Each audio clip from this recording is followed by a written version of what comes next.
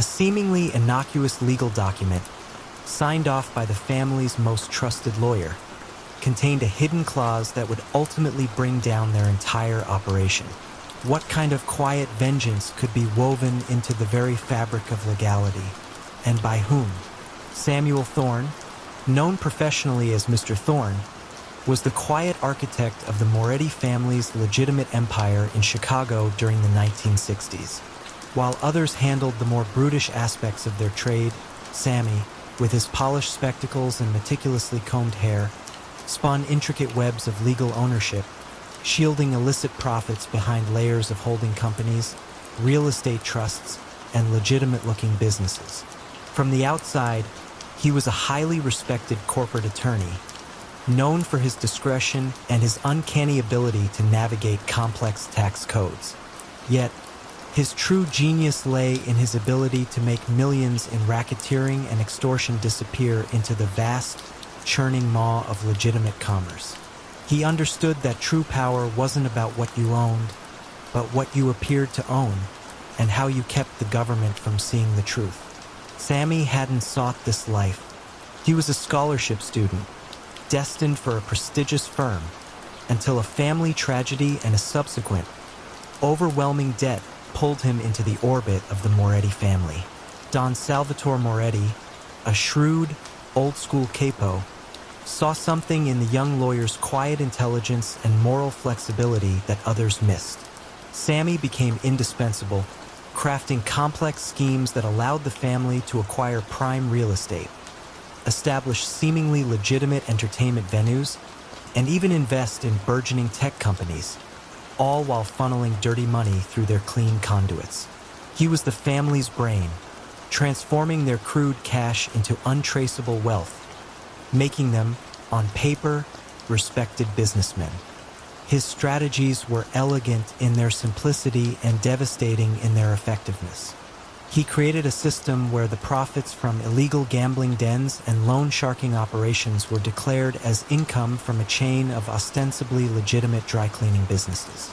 These declared profits would then be used to purchase shares in publicly traded companies through multiple shell corporations, effectively disguising the source of the funds.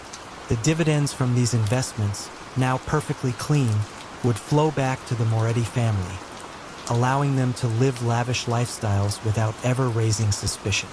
He even engineered a system of soft coercion, where he would identify struggling but strategically valuable businesses, offering them incredibly generous investments that came with the unspoken understanding of the Moretti family's newfound influence. For years, Sammy Thorne was the epitome of quiet loyalty. He moved silently through the family's inner circle, privy to their deepest secrets, their most vulnerable points. He was respected, admired even by the Don, who saw him as a son he never had. But beneath the veneer of quiet competence, a subtle resentment began to fester. Sammy was indispensable, yet he was always the lawyer, never truly family.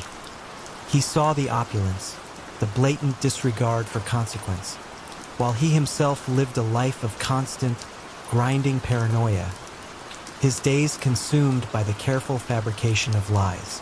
The golden cage, however gilded, was still a cage. The feeling of being perpetually obligated, forever indebted for a past favor, slowly poisoned his loyalty.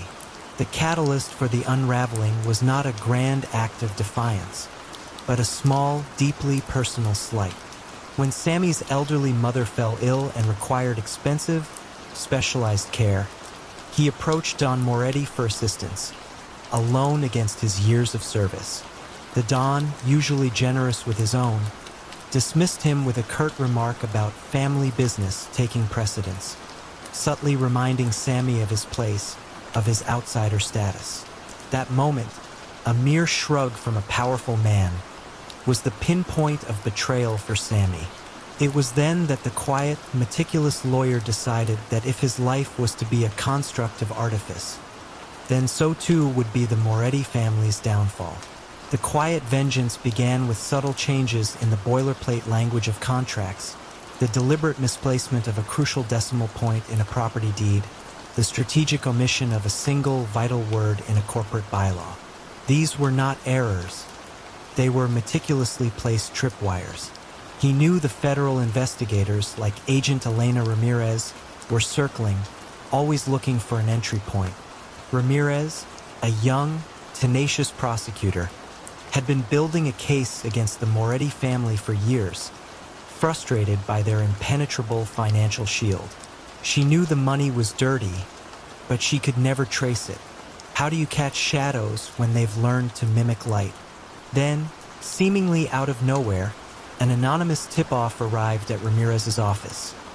A seemingly minor discrepancy in a land deal orchestrated by the Moretti family's real estate arm. It was a single, tiny thread that led her to a document, ostensibly legitimate, signed off by Mr. Thorne.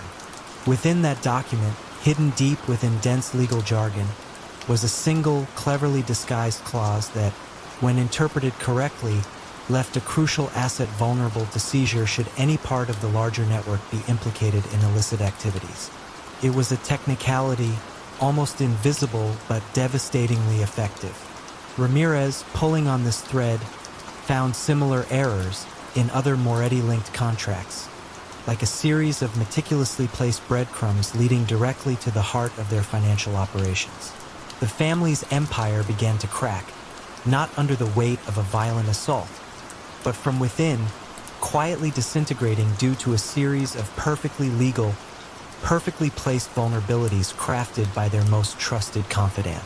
On a rainy morning in 1978, federal agents arrived at Sammy Thorne's pristine office, not to arrest him, but to request his cooperation in deciphering the bewildering complexity of the Moretti family's finances.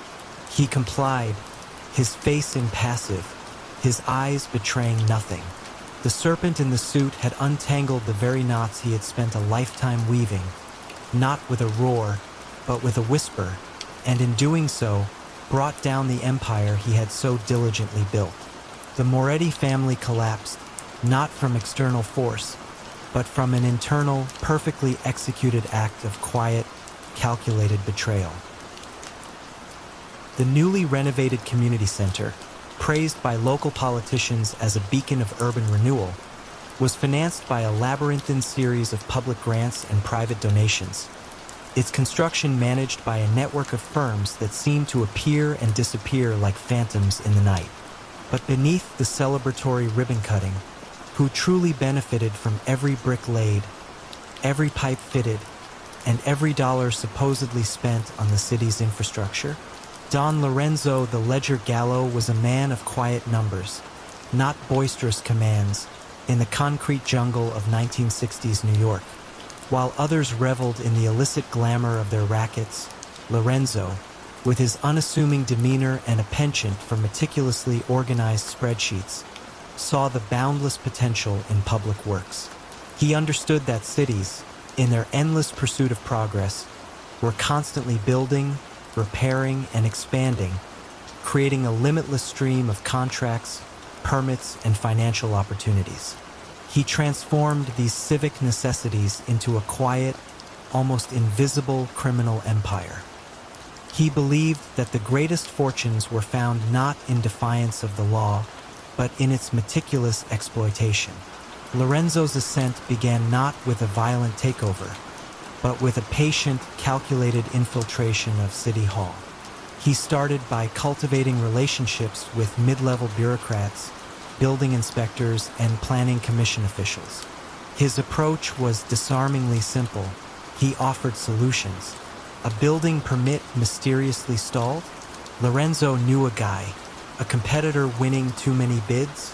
Lorenzo could arrange for a quiet review of their compliance. He established a network of front construction companies, ostensibly legitimate and staffed by seasoned professionals. These firms would bid on city contracts, roads, bridges, schools, public buildings, often winning them through a subtle blend of inflated pricing and the quiet, persuasive encouragement of city officials who found their own careers strangely enhanced or stifled by Lorenzo's unseen hand. His criminal strategies were a masterpiece of bureaucratic manipulation. Every public works project became a conduit for illicit gain.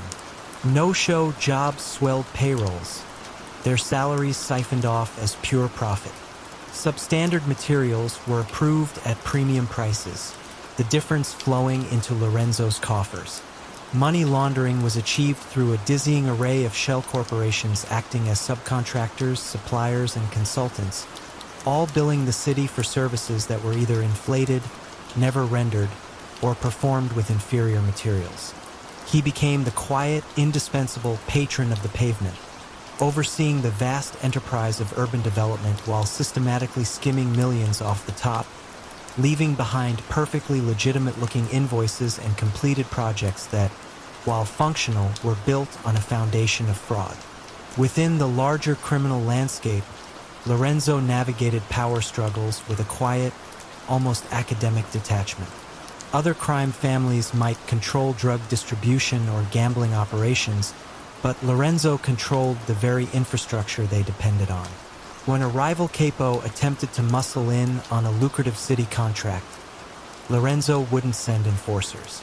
Instead, he would simply arrange for an unforeseen environmental regulation to be triggered or a sudden, crippling permit review that brought the rival's project to a standstill, bleeding them dry through delays and fines. His influence was so pervasive, so deeply embedded in the city's bureaucratic arteries, that even the most brutal enforcers understood that crossing Lorenzo meant crippling their own financial lifelines. He was the quiet puppeteer of the city's progress.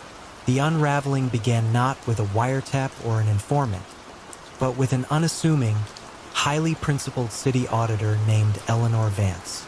Eleanor, a woman with a keen eye for discrepancies and an unshakable belief in public accountability, was conducting a routine review of infrastructure spending in the late 1970s. She wasn't looking for crime, but for waste and inefficiency. Could it be that the very systems designed to ensure transparency would expose the profound darkness lurking within? Eleanor's initial audit flagged a peculiar pattern, a consistent, incremental overexpenditure across dozens of seemingly unrelated public projects. The amounts were small enough to avoid immediate alarm, but the sheer volume and consistency caught her eye. She noticed that a recurring group of small, obscure construction and consulting firms were consistently involved in these overruns, often billing for identical ancillary services at identical inflated rates. This was the quiet hum of Lorenzo's network. The crucial break came when Eleanor, delving deeper, began comparing the listed material costs for road construction projects with the actual verifiable market prices for asphalt, concrete, and rebar. What she uncovered was a systematic pattern of over-invoicing that stretched back years, often by a staggering 30 to 50% for every major project. She also found that several key engineers and inspectors involved in approving these materials had inexplicable, sudden spikes in their personal financial assets. The final, undeniable piece of evidence was a cache of internal city planning documents, anonymously leaked to Eleanor by a frustrated lower-level official, detailing how standardized bid requirements were subtly tailored to favor Lorenzo's network of firms, effectively shutting out legitimate competition. On a surprisingly sunny morning in 1982, Don Lorenzo the Ledger Gallo was arrested not for murder or drug trafficking, but for systemic public corruption, widespread racketeering, and grand larceny through the manipulation of city contracts.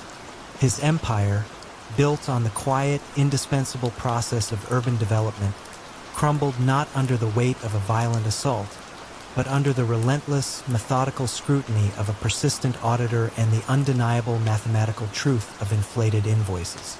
The patron of the pavement, who had so meticulously turned the city's progress into personal profit, found his carefully constructed edifice of fraud collapsing, exposed by the very numbers he had sought to control.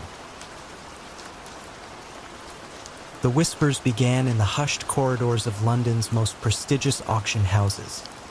A lost Renaissance masterwork, presumed destroyed in the war, had resurfaced, authenticated by leading experts, yet a single, almost imperceptible inconsistency in its underpainting gnawed at one quiet conservator.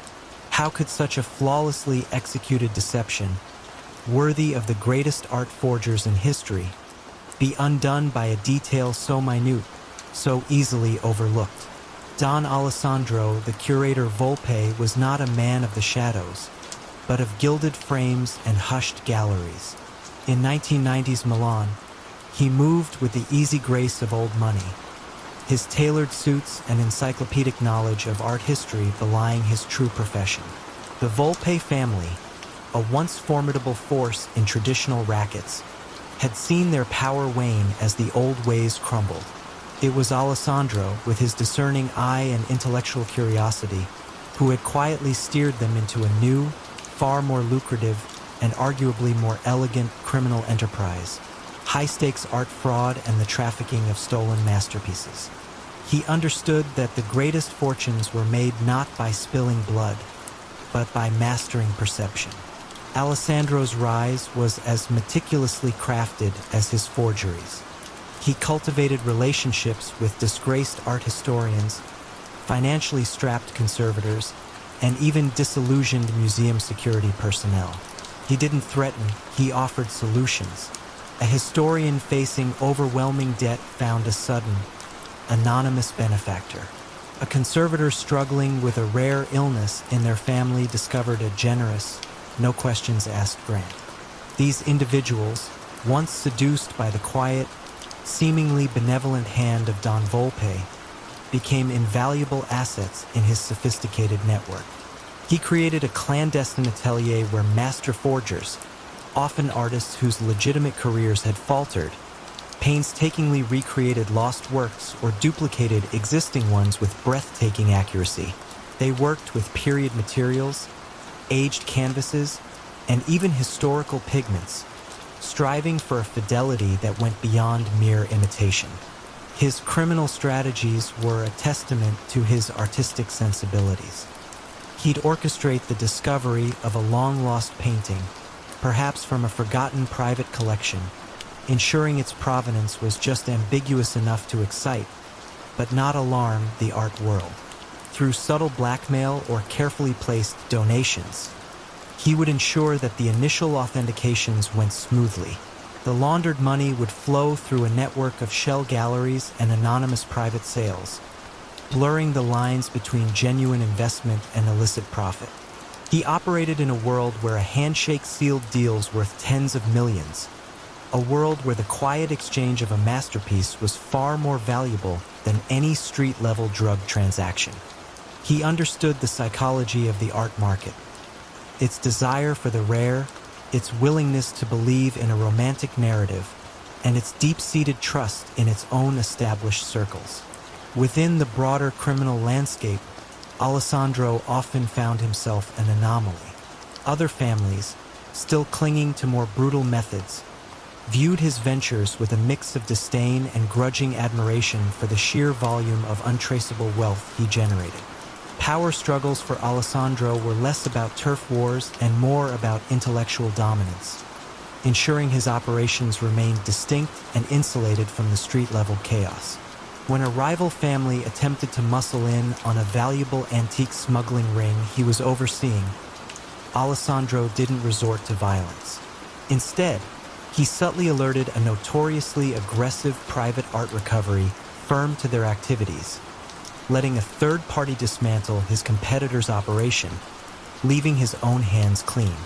His greatest strength was his ability to operate in plain sight, camouflaged by cultural sophistication. The unraveling began, ironically, with a genuine desire for historical accuracy.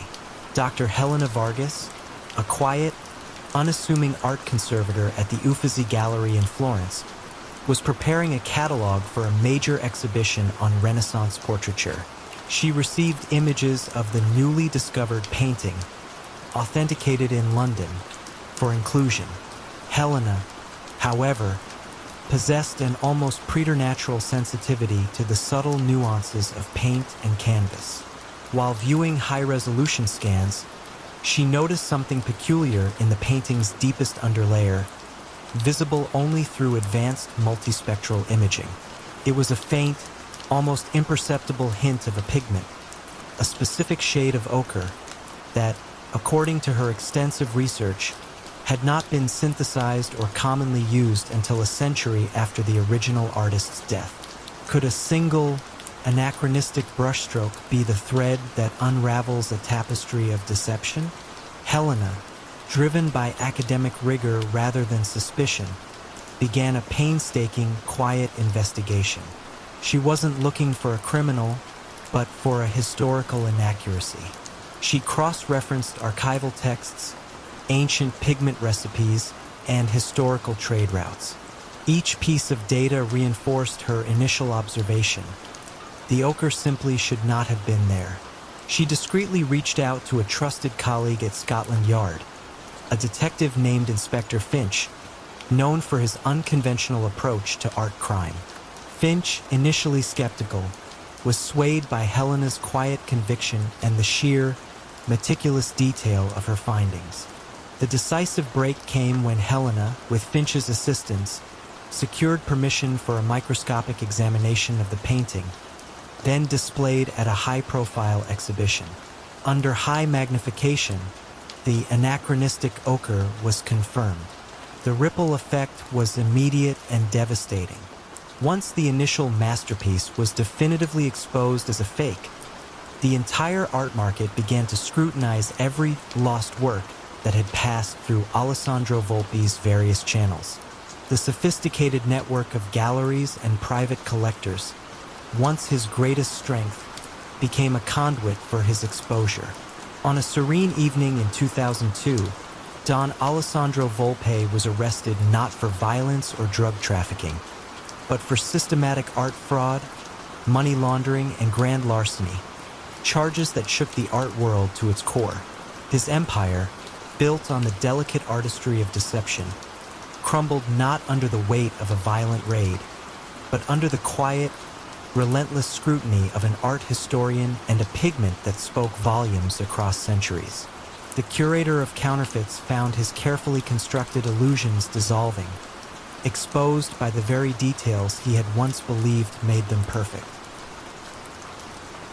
The City Council's unanimous vote to award the municipal waste disposal contract to Clean Sweep Environmental Services in 1975 seemed like a simple, civic decision. Yet, beneath the veneer of civic duty lay a labyrinth of unspoken agreements, quiet threats, and an almost unimaginable accumulation of illicit wealth. How did the mundane task of collecting a city's refuse become the foundation of a criminal empire, and what obscure environmental detail ultimately led to its very public collapse? Don Dante the Dustman Moretti was a man who understood the fundamental, often overlooked rhythms of urban life. He wasn't the kind of mobster who wore flashy suits or barked orders in smoke-filled backrooms. Dante was a quiet presence, impeccably dressed in charcoal gray, his gaze thoughtful, almost distant. From his unassuming office overlooking the vast, churning maw of the city's largest landfill, he presided over an empire built on trash. He had risen from humble beginnings, observing that while most crime families fought over gambling, drugs, or loans, no one ever considered the absolute necessity of waste removal. He saw that true power lay not in controlling what people wanted, but what they desperately needed to get rid of. Dante's ascent was a masterclass in patient, strategic infiltration. He began by quietly acquiring small, struggling sanitation companies, merging them under the Clean Sweep banner. His methods were simple but devastatingly effective. He ensured that his crews were always on time, always efficient, and always willing to go the extra mile for a price. For businesses that resisted his services or refused to pay his inflated rates, their dumpsters mysteriously remained overflowing, attracting pests and fines until compliance became the only option. For city officials, the threat wasn't violence, but a public health crisis. Imagine a major metropolis drowning in its own refuse, and suddenly, political careers become very, very short. This subtle coercion, unseen by the public eye, allowed him to secure lucrative city contracts with ease, turning the city's discarded detritus into a river of clean, unexamined cash. His criminal strategies were as elegant as they were pervasive. Every invoice for waste collection was slightly inflated, the difference siphoned into a network of offshore accounts disguised as maintenance or consulting fees. He owned not only the trucks but also the landfills, which meant he controlled not just what was collected, but where it went and what else might be buried alongside the city's garbage. Smuggled goods would occasionally make their way into the city disguised as construction debris, quietly offloaded at his controlled transfer stations. Money laundering was a simple matter of overbilling the city for tonnage collected or charging exorbitant fees for hazardous material disposal that never actually occurred. He became the quiet, indispensable backbone of the city's hidden economy. Power struggles within the larger criminal underworld were inevitable, but Dante navigated them with a quiet, unassailable leverage. Other capos might control the streets, but Dante controlled the very waste they generated. When a rival family tried to muscle in on a particular district's commercial waste collection, Dante wouldn't send enforcers. Instead, he would simply issue a quiet order, and within days, that rival family's key businesses, their restaurants, their nightclubs, their storefronts, would find themselves facing an insurmountable problem. No one would pick up their trash. The smell, the health risks, the public outcry would force them to back down, often without Dante ever having to directly confront them. His power was derived from the fundamental messiness of human existence. The unraveling began not with a wiretap or an informant, but with a persistent, almost obsessive environmentalist named Dr. Evelyn Reed. Dr. Reed, a quiet academic with a specialty in groundwater contamination, had been tracking an unusual cluster of ecological anomalies in the vicinity of the city's largest landfill, the very one managed by Clean Sweep. She wasn't looking for crime. She was looking for pollutants. Could it be that the very earth itself would be the witness to Dante's silent reign? Her research, initially dismissed as the work of an overzealous academic, kept pointing to specific, highly unusual chemical signatures in the soil and water samples. These weren't typical municipal waste byproducts. They suggested industrial chemicals, medical waste, and even traces of rare, heavy metals substances that should have been processed through specialized, government-regulated channels, not simply buried in a public landfill. Dr. Reed, frustrated by official inaction, approached a skeptical but open-minded federal prosecutor, David Chung, known for his unconventional approach to organized crime, often looking beyond traditional violence. The crucial break came when Dr. Reed's team, using advanced forensic geophysics, identified several anomalies deep within a section of the landfill ostensibly designated for inert construction debris. Prosecutor Chung, armed with her data, secured a rare federal warrant for an archaeological-style dig within the landfill. What they uncovered were not construction materials, but thousands of barrels of illegally dumped toxic industrial waste, meticulously buried years prior, all tied back through shipping manifests to shell companies linked to Dante Moretti's Clean Sweep Environmental Services.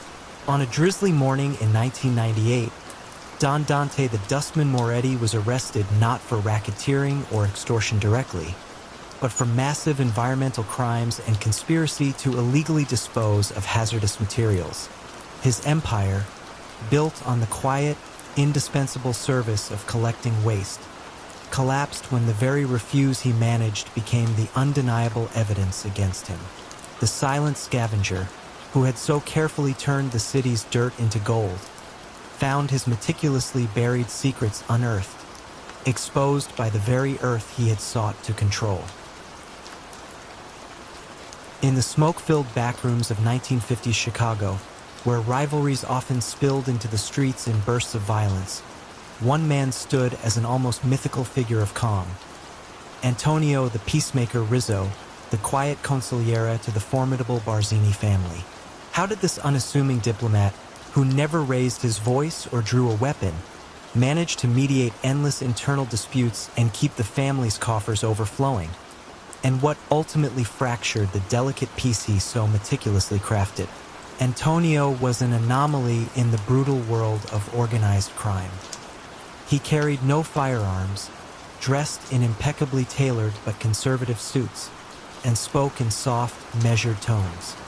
His true power lay not in force, but in an almost preternatural ability to understand human nature, to sniff out hidden agendas, and to craft compromises that, while never perfectly satisfying, always averted open conflict.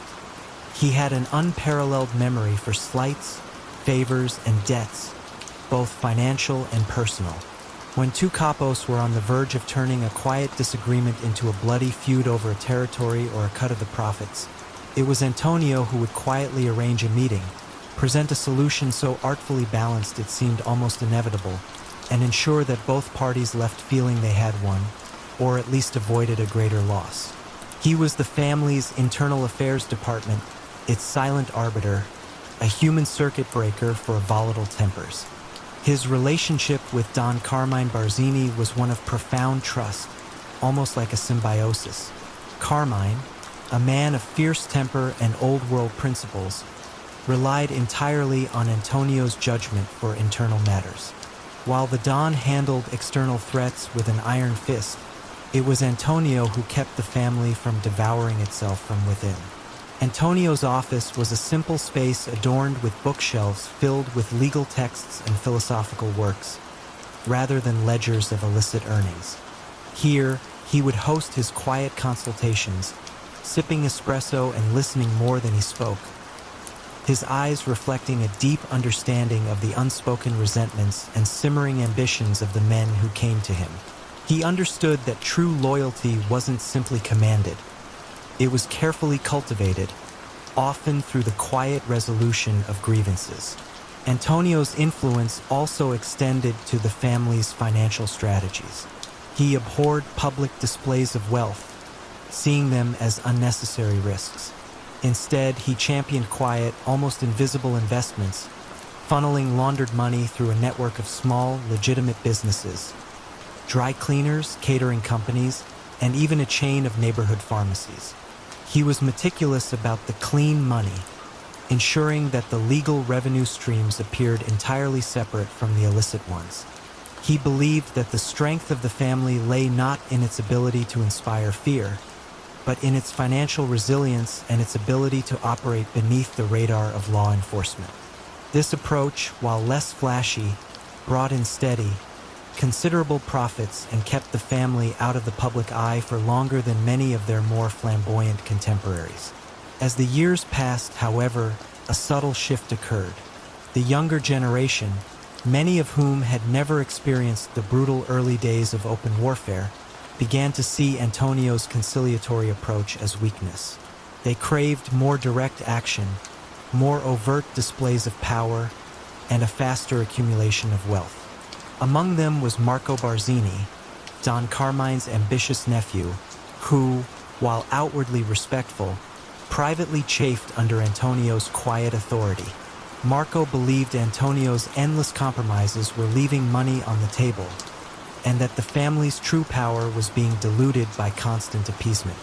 The unraveling began when Antonio attempted to mediate a particularly bitter dispute over a newly opened casino in Las Vegas, a venture Marco had largely spearheaded. Marco had promised a hefty cut to a rival crew in exchange for their non-interference, but then reneged, believing his newly solidified power base within the family would protect him.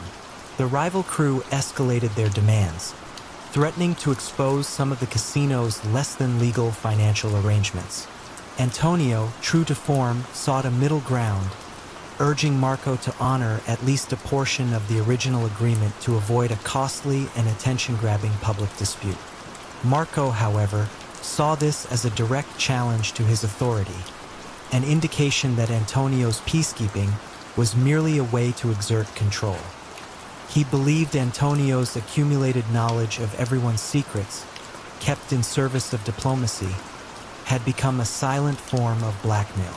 He perceived Antonio as a relic, an obstacle to the family's future, a man whose subtle influence was now a greater threat than any external enemy. The whispers around Marco began to suggest that Antonio knew too much, that his archive of compromises and hidden truths made him a walking liability in a new, more ruthless era. The final act was not violent, but a quiet, calculated betrayal. Marco, without Antonio's knowledge, engineered a situation where seemingly innocuous financial transactions Antonio had personally overseen for years, transactions designed to quietly benefit certain family members and maintain their loyalty, were quietly leaked to an ambitious young prosecutor, Vincent Moretti.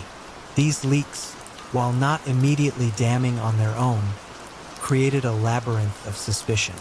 Antonio's perfect system of compartmentalization, designed to protect the family from external scrutiny, now seemed, ironically, to implicate him directly. Antonio was apprehended during his morning coffee, a scene devoid of drama. He simply looked at the agents, a flicker of understanding in his eyes, knowing instinctively that the intricate web of trust and secrets he had so carefully woven had finally become his undoing. He offered no resistance, no argument.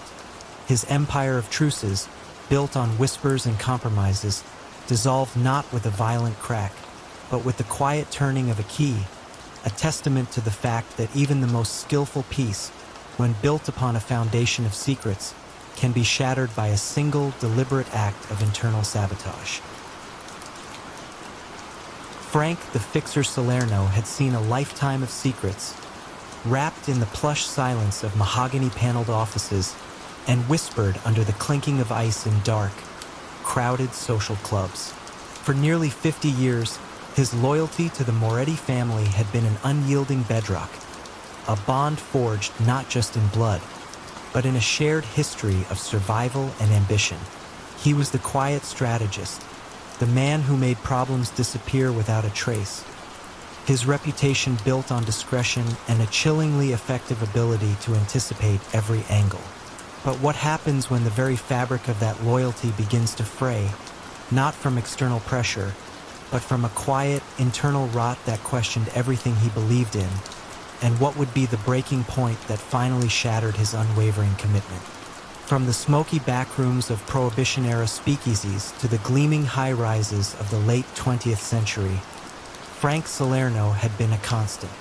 He wasn't a man of overt violence, nor did he crave the spotlight. His power lay in his intellect, his almost preternatural ability to connect disparate pieces of information, to leverage a favor here, apply a gentle squeeze there, and subtly redirect potential threats away from the Moretti enterprise. He was Don Salvatore Moretti's consigliere, not just in title, but in spirit, a trusted confidant whose counsel was sought before any major move. Salvatore and Frank had grown up together in the same tenement building, their destinies intertwined from childhood games played on dusty street corners. Their bond felt unbreakable, a testament to an old-world code of honor that valued silence, respect, and absolute devotion above all else. The Moretti family flourished under this quiet guidance. Their empire, rooted in illegal gambling and controlled unions, began to branch into legitimate ventures, construction, waste management, import businesses. Frank was the architect of these expansions, meticulously crafting ownership structures and negotiating deals that masked their illicit origins. He ensured that the money, once earned through shadowy means, flowed seamlessly into respectable channels, cleaning it with a precision that bordered on artistry. You would often find him hunched over blueprints or complex financial statements, far from the boisterous laughter and veiled threats that characterized the family's other operations. He believed in the long game, in building something substantial, something that would endure. But as the decades wore on, a subtle shift began to ripple through the family's ranks. The old ways, the quiet understandings, started to erode. Salvatore, once the pragmatic and traditional Don, faced pressure from younger, more aggressive voices within the family, his own nephew, Carlo, being the most vocal. Carlo advocated for quicker profits, more overt displays of power, and a brutal efficiency that disdained Frank's nuanced approach. He saw Frank's methods as slow, archaic, even weak. Uncle Frank, Carlo would often say, a thinly veiled sneer in his voice. The world moves faster now. We can't afford to be so delicate. Frank observed this change with a growing sense of disquiet. He saw the shift from strategic leverage to outright intimidation, from subtle coercion to blatant extortion. The lines he had always respected, invisible yet firm boundaries of how far one could push, began to blur. He witnessed schemes that targeted truly vulnerable people, innocent small businesses caught in the crossfire, and acts of casual ruthlessness that grated against his deep-seated, if morally compromised, principles. His quiet disillusionment grew, a slow-burning ember in his soul. He didn't openly defy the family, but his energy for fixing their increasingly unsavory problems waned. He became a ghost within their gatherings, his counsel still sought, but his heart no longer fully invested. Meanwhile, a patient, observant FBI agent named Eleanor Vance had been building a profile of the Moretti family for years. Vance wasn't interested in the violent enforcers. Her focus was on the financial architecture, the quiet men who made the illicit machine run. She noticed Frank Salerno. He was an anomaly, a figure of immense power, yet almost invisible, leaving no direct fingerprints on any overt criminal act. She saw his unique position, his long history, and perhaps a flicker of something in his distant demeanor that suggested a man at odds with his surroundings. She began to watch him not as a target for arrest, but as a potential point of fracture within the impenetrable wall of loyalty. The true breaking point came not with a bang, but with a whimper. The Moretti family, under Carlo's aggressive push, decided to take over a struggling, legitimate bakery that had been a neighborhood staple for generations. The owner, an old friend of Frank's from his youth, refused to sell. Carlo's response was swift and brutal. Not physical violence, but a relentless campaign of soft coercion, sabotaging deliveries, intimidating customers, and manufacturing zoning violations.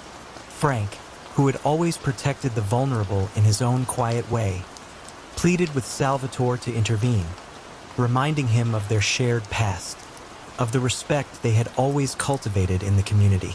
The bakery eventually succumbed, its owner financially ruined and heartbroken. This act, so casually cruel, extinguished the last flicker of Frank's unwavering devotion. He didn't betray the family in a dramatic exposé, no secret meetings with the FBI. Instead, in the weeks that followed, as the family launched their next significant money laundering operation through a series of offshore accounts, Frank made a series of subtle, almost imperceptible mistakes. He failed to properly secure a vital digital key, overlooked a redundant paper trail that should have been shredded, and forgot to log a specific, critical set of outgoing transfers. Agent Vance, who had been patiently tracking the family's financial flows, noticed the sudden, uncharacteristic sloppiness. She followed these subtle inconsistencies, these phantom errors, like a bloodhound on a scent. The mistakes Frank allowed to happen created vulnerabilities, tiny windows into the family's otherwise impenetrable financial fortress. The federal investigation, once stymied by Frank's brilliance, now found purchase. They didn't have an informant. They had a crack in the foundation, created by a man who had finally decided that the price of his loyalty had become too high. The unraveling was slow, methodical, driven by financial evidence rather than violent busts. Key figures were arrested, not for street crimes, but for intricate financial fraud, their operations dismantled piece by piece. Frank Salerno remained free, his actions untraceable, a silent ghost in the machine who had quietly decided that some things, like the spirit of an old bakery owner, were simply not worth fixing, even for loyalty. The silence he now lived with was heavier than any secret he had ever kept, a testament to the quiet, devastating power of a loyalty finally fractured. He was the brutal, unyielding hand of justice for the family, a man whose reputation alone quelled dissent and enforced loyalty without a spoken word. But as age crept in and the family's landscape shifted, what becomes of a man whose identity is forged in violence when the violence is no longer needed, and who might finally be coming for the secrets he buried? In the shadowed corners of Boston's North End in the 1960s, Silas the Silent Moretti was a legend whispered in hushed tones, not for his words, which were few and guttural, but for his presence. He was the enforcer, the man who brought swift, uncompromising order to the family's affairs. His preferred method wasn't a show of force, but a quiet, almost imperceptible shift in atmosphere when he entered a room. Dissension vanished, debts were remembered, and loyalty became absolute. Silas rarely needed to raise his voice or even explicitly threaten.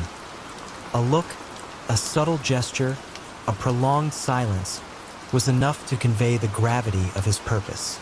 He operated under the formidable Don Santini, whose empire flourished due to Silas's cold, efficient delivery of justice. Silas's domain was the delicate art of persuasion. He ensured the loan sharks collected their due, that protection money was paid on time, and that rival gangs understood the boundaries of their territory. He managed the gambling dens, overseeing the flow of cash and ensuring the house always won, often through subtle, unseen manipulations of the games themselves. His methods for ensuring compliance were always direct and conclusive, but rarely public or theatrical. He preferred a quiet conversation in a private backroom, a subtle demonstration of consequences that left no visible marks, only a lasting understanding of the family's reach and resolve. His reputation was a shield, preventing many conflicts before they even began. However, as the 1990s dawned, a new generation began to emerge within the family, more interested in sophisticated financial schemes and less in the traditional, brute force rackets that were Silas's bread and butter. The old ways were becoming liabilities, attracting unwanted attention from federal agencies increasingly focused on dismantling street-level operations and breaking down established hierarchies.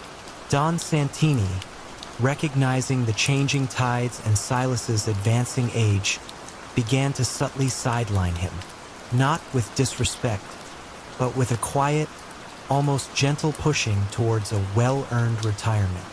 Silas found himself with less to do, his days filled with aimless walks through the city he once commanded, a city that was rapidly changing around him. The younger capos, with their sleek cars and business degrees, whispered about modernization and diversification. Silas, the man of quiet action, felt increasingly like a relic, a living ghost of a bygone era. He settled into a quiet routine, tending to a small garden, reading newspapers, and watching the world move on. But the underlying tension of his past never truly left him. He had buried too many secrets, quieted too many problems, to ever truly be free. The danger came not from current family affairs, but from the echoes of old business. A seemingly forgotten informant from a drug operation Silas had handled decades ago, a low-level dealer named Eddie the Whisper Flynn, was suddenly found dead, a victim of an apparent accidental overdose. But the timing was suspicious. Eddie had recently been released from prison after serving a long sentence, and rumors had circulated that he was planning to write a memoir, hinting at old scores and unresolved injustices. FBI agent Miller, the same agent who had quietly pursued Marco Santoro, was now leading a cold case unit. She had a peculiar interest in the unresolved ends of older Mafia cases. The death of Eddie Flynn, seemingly insignificant, caught her attention. She knew Eddie had a history with the Santini family and specifically with Silas Moretti. She began to quietly investigate, not for Silas's current activities, but for his past, for the loose ends he might have left behind. Agent Miller's investigation was a slow, meticulous unraveling of historical events. She wasn't looking for new crimes, but for the full truth behind old ones. She dug into forgotten police reports, old wiretap transcripts, and witness statements from decades past, slowly piecing together the events surrounding Eddie Flynn's original arrest and subsequent silence. She discovered that Eddie's testimony, which had sent several mid-level Santini associates to prison, had conveniently omitted any mention of Silas Moretti's direct involvement in the drug operation, even though all indicators pointed to his presence. It was a gaping hole in the historical record, a deliberate blind spot. The crucial piece of evidence emerged from an unexpected source. An elderly, dying former police detective, now suffering from dementia, who, in a moment of lucidity, mentioned a deal made decades ago. He spoke of a quiet meeting where Eddie Flynn had been persuaded to implicate others, but to keep Silas's name out of it. It was a classic Silas maneuver, a quiet threat, a promise of a lighter sentence if he cooperated just so, ensuring the family's true power remained untouched. The detective, burdened by the secret for years, finally let it slip, not in coherent detail, but in fragmented whispers that Agent Miller meticulously pieced together. Agent Miller didn't approach Silas with an accusation of murder. Instead, she arrived at his quiet home, accompanied by a single, unsmiling federal prosecutor. She spoke not of current family affairs, but of the cold case of Eddie Flynn, presenting Silas with the carefully reassembled fragments of his own past. She laid out the pattern of his quiet persuasion, the unspoken threats, the strategic silences that had characterized his enforcement. She showed him how the deal he had orchestrated with Eddie, securing a partial victory for the feds while protecting the family's higher echelons, was now being re-examined under a different light. Silas, the stoic enforcer, listened in silence. His face, etched with age, betrayed nothing. The prosecutor wasn't there to charge him with Eddie Flynn's death, but with obstruction of justice, witness tampering, and conspiracy dating back decades. Crimes that, while old, were now meticulously documented. They had finally found the quiet secrets he had buried, the consequences of a lifetime spent enforcing silence. He was arrested not with a struggle, but with a quiet, almost resigned compliance. His retirement had been a mere illusion, a pause before the past finally caught up. Silas had built his power on silence, on ensuring that no one spoke against the family or against him. But the relentless passage of time and the quiet persistence of a new generation of investigators had finally found the cracks in that silence, revealing the lingering shadows of a lifetime spent in the dark and bringing the weight of his unwritten history crashing down upon him. Rain-slicked streets of 1970s Philadelphia, where old-money families and new-wave mobsters vied for control, there was a quiet legend whispered among those in the know: Elias the Eraser Thorne. He was never seen in the flashy Italian restaurants or smoky social clubs, yet his touch was felt in the sudden, inexplicable collapses of court cases, the swift, clean disappearances of problematic witnesses, and the uncanny way damning evidence simply ceased to exist.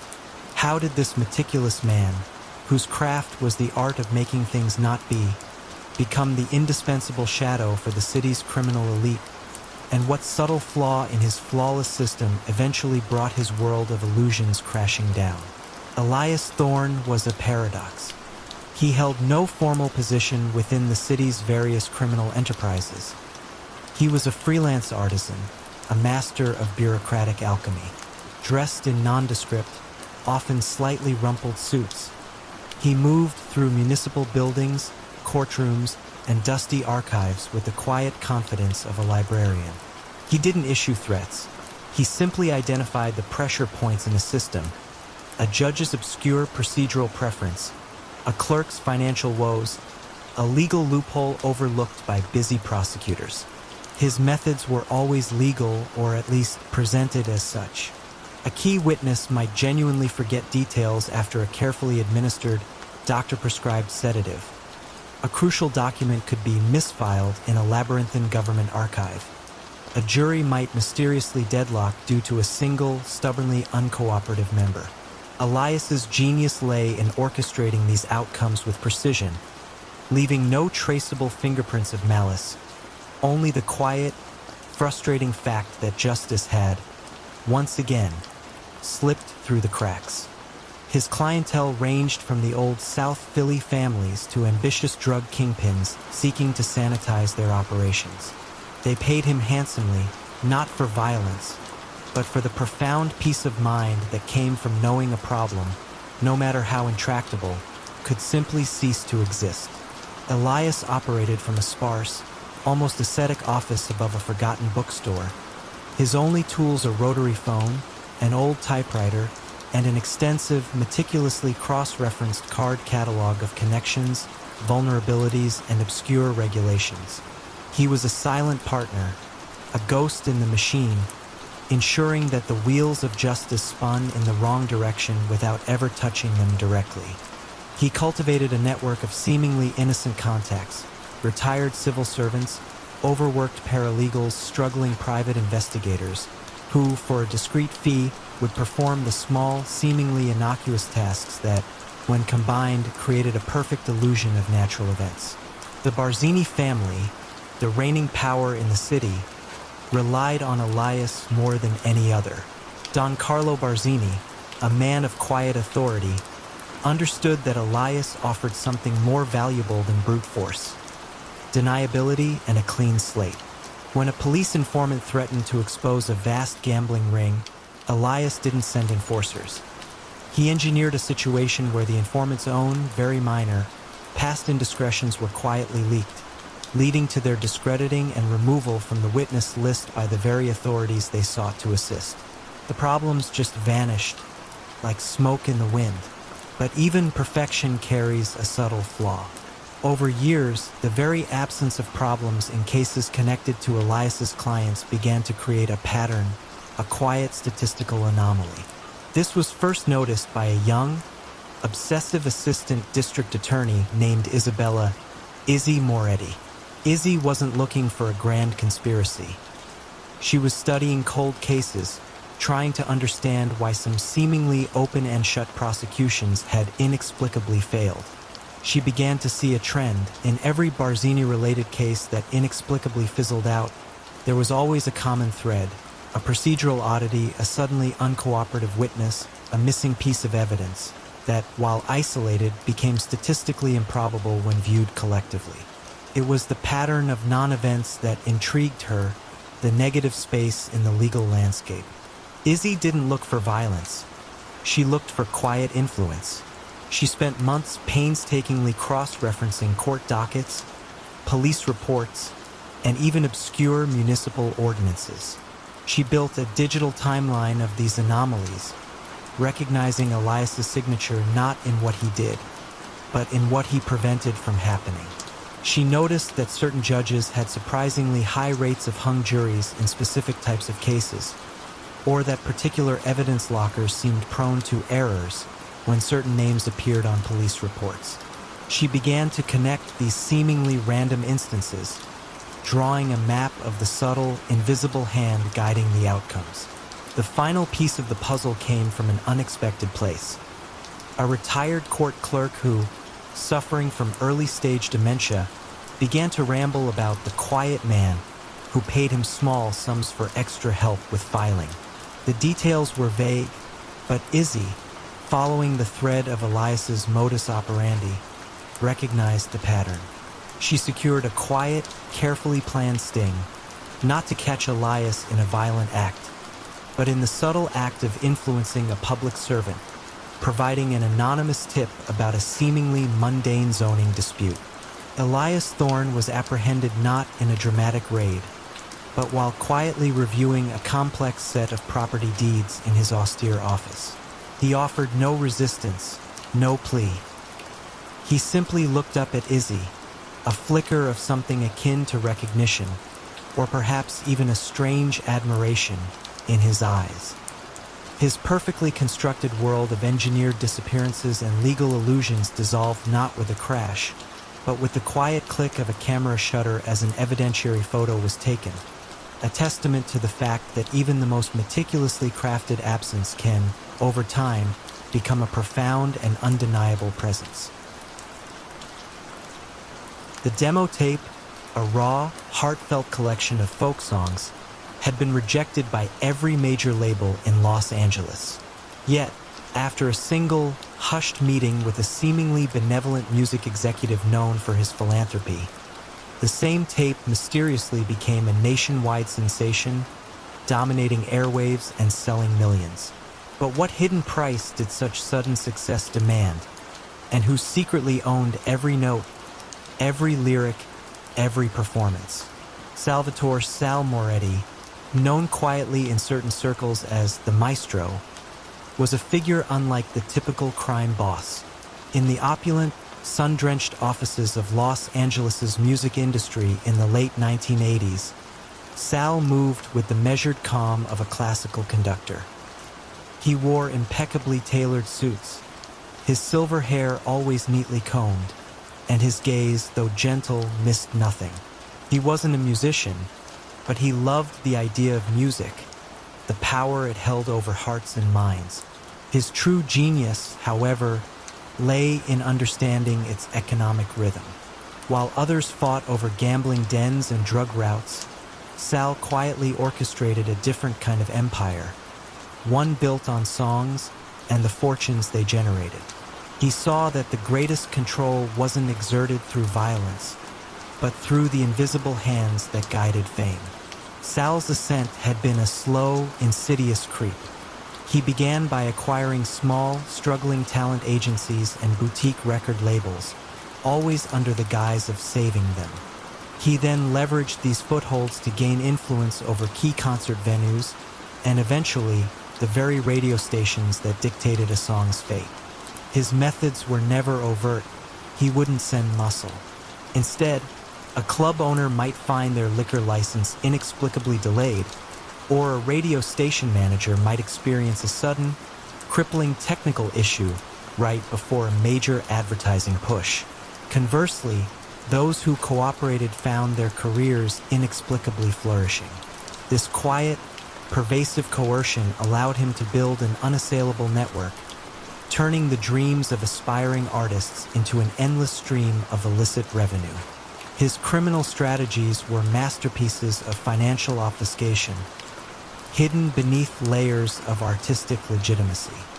He'd offer seemingly generous contracts to desperate artists, burying clauses deep within legal jargon that granted his affiliated publishing houses exorbitant cuts of future royalties, intellectual property rights, and even control over their touring schedules. Radio payola was a refined art form. Payments to programmers were disguised as promotional fees or consulting services for independent contractors, ensuring specific songs received heavy airplay and became hits, regardless of merit. He owned key distribution networks, making it virtually impossible for artists to reach audiences without his approval. Money laundering was conducted through inflated production costs for recordings, the salaries of ghost musicians who never played a note, and the systematic siphoning of legitimate royalty payments into offshore accounts, disguised as licensing fees for obscure, rarely played back catalogs that his front companies managed. Within the broader landscape of organized crime, Sal often operated in a detached, almost academic manner. He rarely engaged in direct power struggles, preferring to let his financial influence do the talking. When a rival family attempted to muscle into the lucrative concert promotion business, Sal wouldn't resort to violence.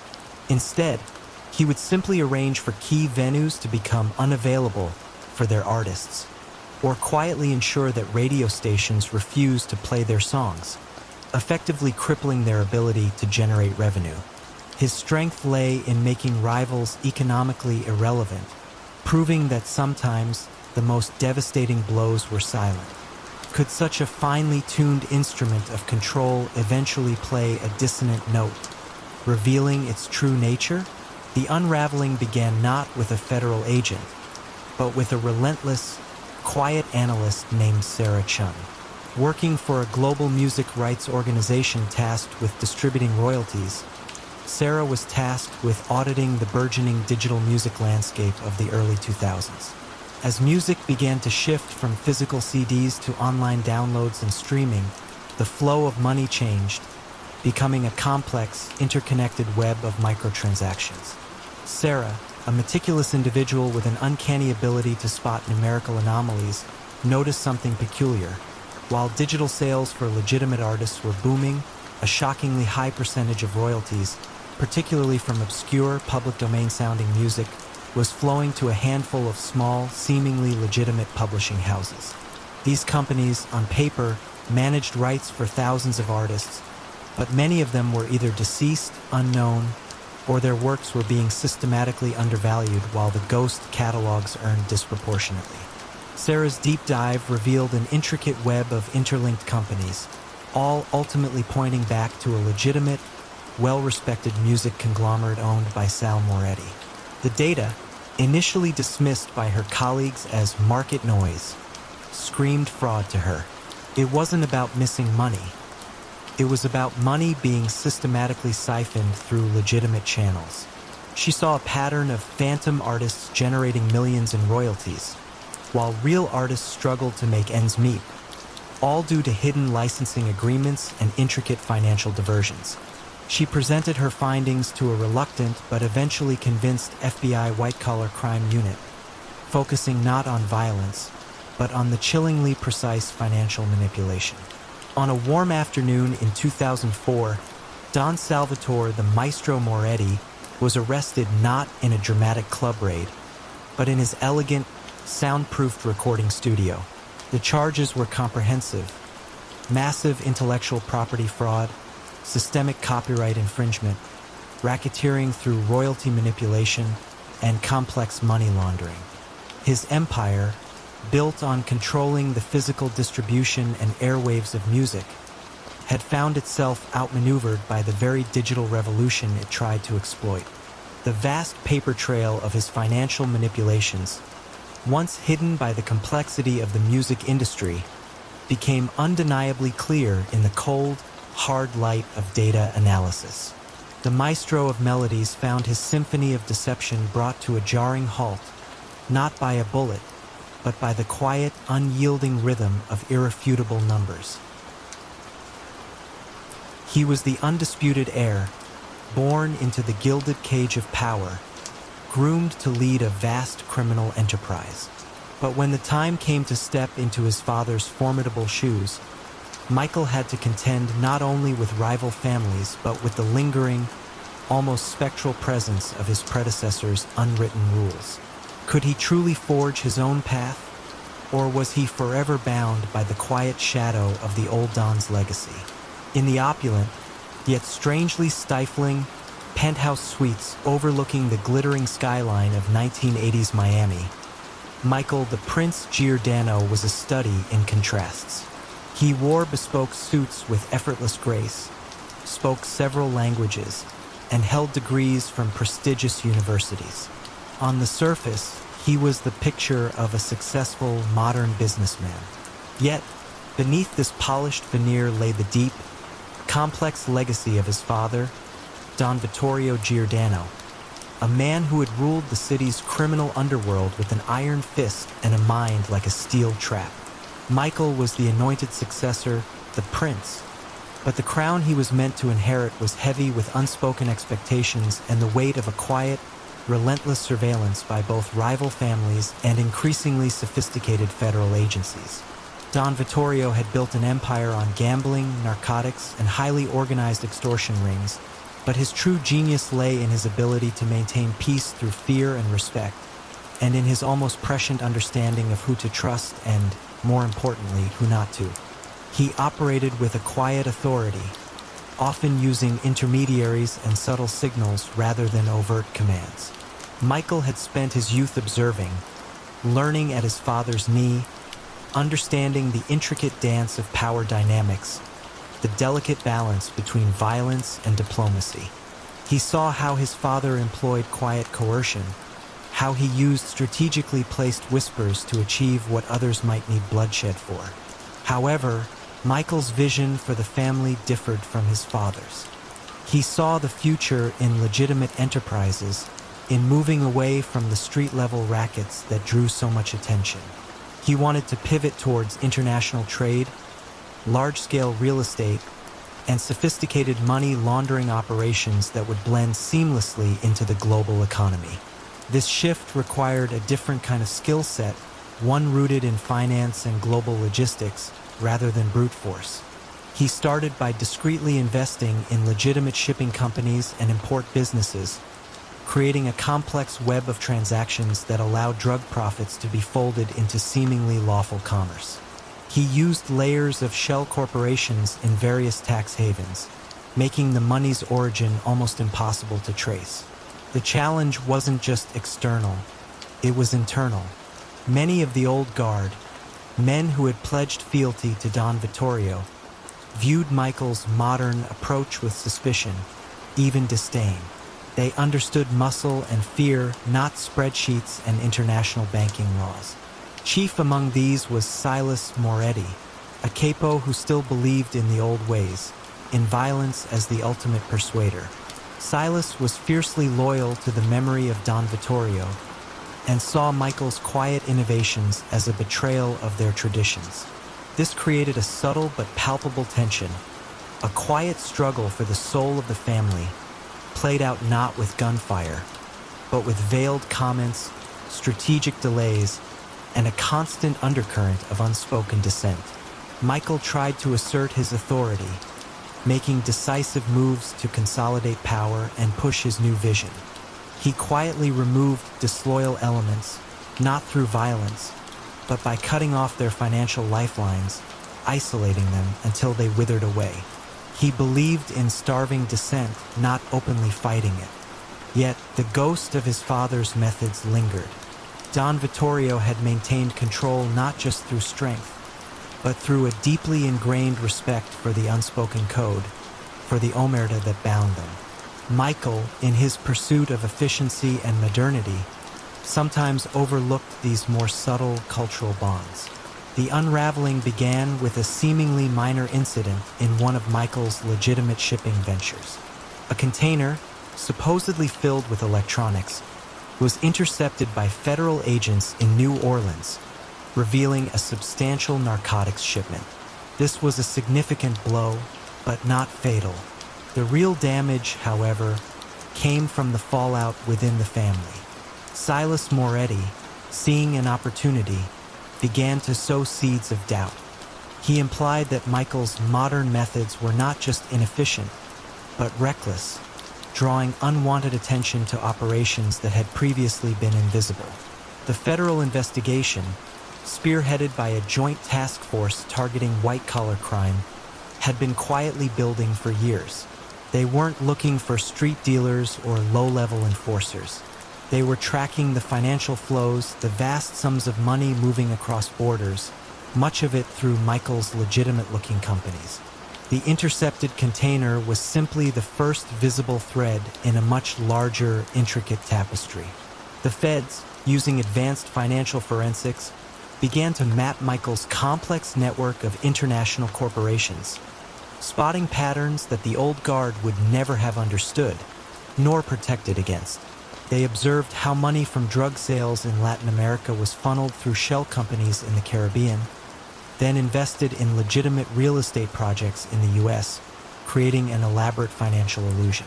The crucial turning point came not from a single informant, but from a cumulative erosion of trust. As the pressure mounted, and Michael's carefully constructed financial empire began to show cracks, Some of the mid-level associates, fearing the increasing scrutiny and the sheer complexity of Michael's intricate schemes, found the burden too great. They feared the digital trail more than the old family's wrath. They began to cooperate, not out of malice, but out of a desperate desire to simplify their lives. These were not the brutal betrayals of old, but quiet acts of self-preservation, a slow leakage of information that confirmed the investigators' suspicions. Michael, isolated and increasingly distrusted by his father's loyalists, found himself defending his methods rather than leading. The silent disapproval from the old guard was a weight he couldn't shake.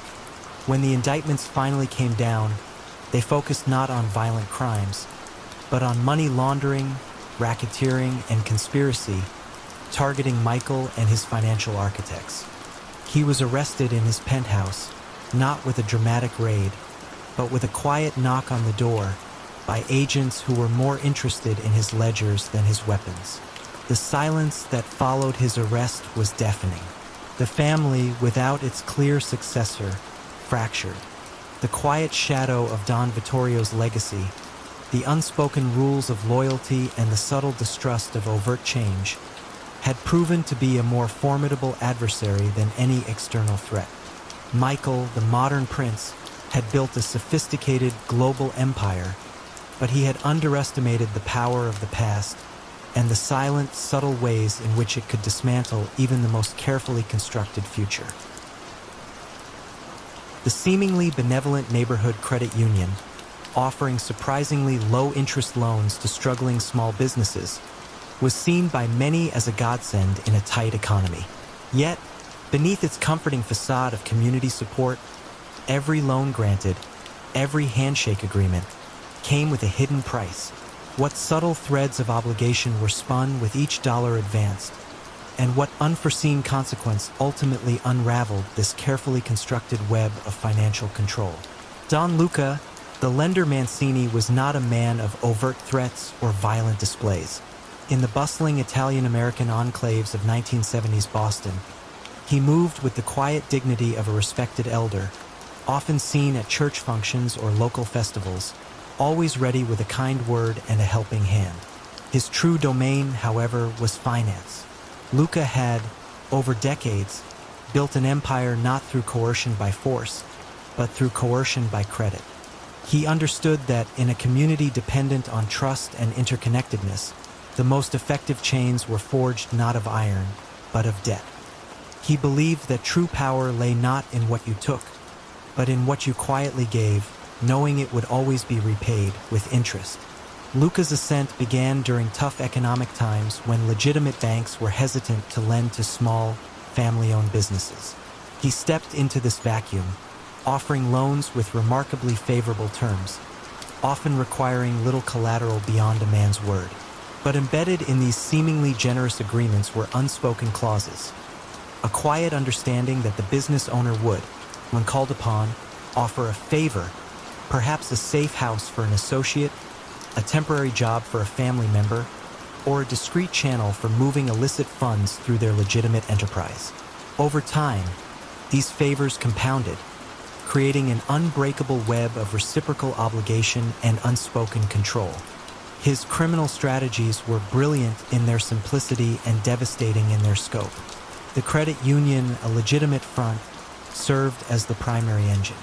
Funds from illicit gambling operations and petty racketeering were laundered through the credit union as legitimate deposits, then lent out to deserving or strategically chosen members of the community. The repayments, now clean, generated further legitimate income. Beyond this, the loans themselves became instruments of leverage. A restaurant owner who received a loan to expand might suddenly find themselves obligated to buy all their produce from a particular supplier, a company secretly owned by Luca. A trucking company might find itself volunteering its vehicles for late-night, untraceable deliveries. The interest on these loans was often paid not just in cash, but in loyalty, silence, and indispensable cooperation. Within the intricate hierarchy of organized crime, Luca navigated power struggles with a quiet, unassailable authority. He rarely engaged in direct confrontations. Other families might control drug distribution or protection rackets, but Luca controlled the very financial lifelines of countless small businesses that formed the bedrock of the community. When a rival capo tried to muscle in on his loan sharking territory, Luca wouldn't send enforcers. Instead, he would simply arrange for the rival's key associates to find their lines of credit mysteriously cut off, their legitimate businesses facing sudden, inexplicable bankruptcy. His power was derived from the quiet, pervasive financial dependency he had fostered, making him indispensable even to those who mistrusted his methods. The unraveling began not with a wiretap or an informant, but with a new, quietly ambitious federal auditor named Christine Davies. Christine, a young, tenacious professional with a background in forensic accounting, was assigned to a routine audit of credit unions in distressed economic areas. She wasn't looking for crime. She was looking for financial stability and regulatory compliance. Could it be that the very generosity Luca extended would, when viewed through the cold lens of data, expose his insidious control? Christine's initial audit flagged a peculiar anomaly. While the credit union's loan portfolio was remarkably healthy, with an unusually low default rate, the actual source of its capital seemed inconsistent. There were too many large, irregular cash deposits, often from individuals with no apparent connection to the community, and too many loans granted with remarkably lax collateral requirements, yet almost perfect repayment rates. This was the quiet hum of Luca's illicit financial engine. The crucial break came when Christine, delving deeper, began analyzing the patterns of the loans. She noticed that certain businesses, consistently granted these highly favorable loans, also consistently made large, periodic payments to a small network of seemingly unrelated consulting firms or services providers. These payments were never for explicit interest, but for vague advisory fees or risk management services. When she cross-referenced these firms with public records, she discovered they were all ultimately owned by shell corporations linked to Luca Mancini's extended family. The final, undeniable piece of evidence was a meticulously kept, hidden ledger, anonymously leaked by a disillusioned former employee of the credit union. This ledger detailed not only the actual, hidden interest rates on the loans, but also the specific favors and illicit services each borrower was quietly obligated to provide. On a cold, gray morning in 1988, Don Luca, the lender Mancini, was arrested not for violence or drug trafficking, but for systemic racketeering, extensive loan sharking disguised as legitimate credit, and grand-scale money laundering. His empire, built on the quiet, indispensable act of providing financial aid, crumbled not under the weight of a violent assault, but under the relentless, methodical scrutiny of a meticulous auditor and the irrefutable truth of his own hidden books. The art of the quiet loan was finally exposed, revealing that sometimes the most profound forms of control are woven not with threats, but with the subtle threads of debt and unspoken obligation. A single, seemingly insignificant delivery of high-quality, organic produce to a notoriously unpretentious restaurant was the unexpected crack in the perfectly cultivated facade of the city's most elusive blackmailer. For years, Mayor Thompson's carefully constructed image of incorruptibility, Senator Davis's unblemished public record, and even the discreet personal lives of prominent judges remained perfectly intact, despite swirling, unsubstantiated rumors of hidden indiscretions.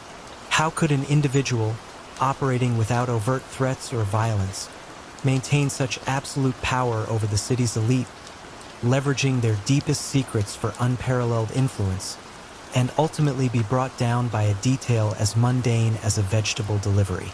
The individual pulling these silent strings was known only as the gardener. Unlike traditional blackmailers who relied on dramatic revelations or public shaming, the gardener operated with a chilling subtlety. He never demanded money outright, nor did he issue explicit threats. Instead, his influence manifested through carefully placed suggestions, unexpected policy shifts, and the quiet, almost imperceptible redirection of lucrative contracts. His power lay not in exposure, but in the constant, gnawing fear of it. The secrets he possessed were so devastating, so personal, that the city's most powerful figures would move mountains to keep them buried. The gardener was believed to be Elias Thorne, no relation to Elias Thorne of Thorne Maritime, a seemingly innocuous retired archivist who lived a quiet life in a modest suburban home, cultivating prize-winning roses. His cover was impeccable, his demeanor gentle, almost frail. But beneath this placid exterior was a mind of extraordinary patience and a meticulous talent for information gathering. He didn't hack computers or break into safes. Instead, he specialized in the overlooked. Discarded documents, unguarded conversations, subtle patterns in public records, and the careless confidences whispered in supposedly private settings. He was a master of observation, connecting disparate pieces of information to form a mosaic of vulnerability. His preferred method of delivery for his subtle coercions was equally understated. A carefully crafted anonymous letter containing a single, chillingly precise detail, a whispered phrase to an intermediary that only the target would fully understand, a sudden, unexpected gift that subtly alluded to a hidden truth. The targets would understand immediately, and the message was clear: I know, and you will comply. The fear was not of being exposed, but of the slow, agonizing process of their carefully constructed lives unraveling piece by piece. The scale of the gardener's influence was astonishing. He had quietly steered zoning approvals, influenced judicial appointments, swayed election outcomes, and facilitated countless lucrative deals for his anonymous benefactors, often powerful, equally shadowy figures who benefited from the political landscape he so meticulously shaped. His motivations remained a mystery. Some speculated he was a disgruntled former civil servant. Others believed he was a true idealist, attempting to shape the city to his own unstated vision, or perhaps just a man who relished the quiet power of knowing. The first thread of unraveling came not from a target, but from an almost accidental observation by a sharp, independent investigative journalist named Maya Sharma. Maya was working on a story about sustainable urban farming initiatives and had become fascinated by a particular, small-scale organic farm known for its rare and perfect produce. She noticed that despite its niche market, this farm had an unusually consistent and high-volume delivery schedule to a select few establishments, one of which was the Gilded Spoon, a notoriously private and expensive restaurant known for its discreet clientele, including many of the city's elite. What struck Maya was the sheer volume of high-end organic vegetables going to a restaurant that served exclusively meat and seafood dishes. It seemed odd. Maya, driven by a quiet, almost insatiable curiosity, began to look closer. She observed the delivery schedule, the unassuming delivery driver, and the surprisingly small, discreet side entrance used for these particular deliveries. She discovered that the driver was Elias Thorne, the gardener. It was an unusual second job for a retired archivist, especially given the distance and the minimal pay. She also noted that on days of these specific deliveries, a number of the city's most powerful figures, Mayor Thompson, Senator Davis, and others would mysteriously find themselves in the vicinity of the Gilded Spoon, often for entirely unrelated, legitimate meetings. Maya, with no immediate evidence of crime, began to build a meticulous timeline, cross-referencing Elias Thorne's delivery schedule with significant political decisions, controversial votes, and the sudden, unexplained reversals of public figures. She found no direct communication, no explicit links, only a chilling correlation. The organic produced deliveries were the gardener's subtle, untraceable way of making contact. A silent signal, perhaps even carrying a concealed, micro-written message or a specific, prearranged code. The vegetable itself was the innocuous cover for the act of delivering a demand, a quiet reminder of what the gardener knew. The evidence against Elias Thorne was not found in a secret vault or a hidden computer. It was found in the patterns of his life, the timing of his deliveries, and the subtle, unspoken reactions of his targets. Maya presented her findings not to the police, but to a few trusted, equally independent journalists. The subsequent investigative report, published not as a sensational exposé but as a meticulous, almost academic analysis of unexplained political correlations, became the unmaking of The Gardener. Elias Thorne was arrested not for blackmail, which was almost impossible to prove, but for a series of minor, obscure tax evasions related to his farm and his delivery service. He offered no resistance, no comment, only a quiet, almost resigned smile. The power he wielded was too subtle, too ethereal to prosecute directly. But the publication of the correlations was enough.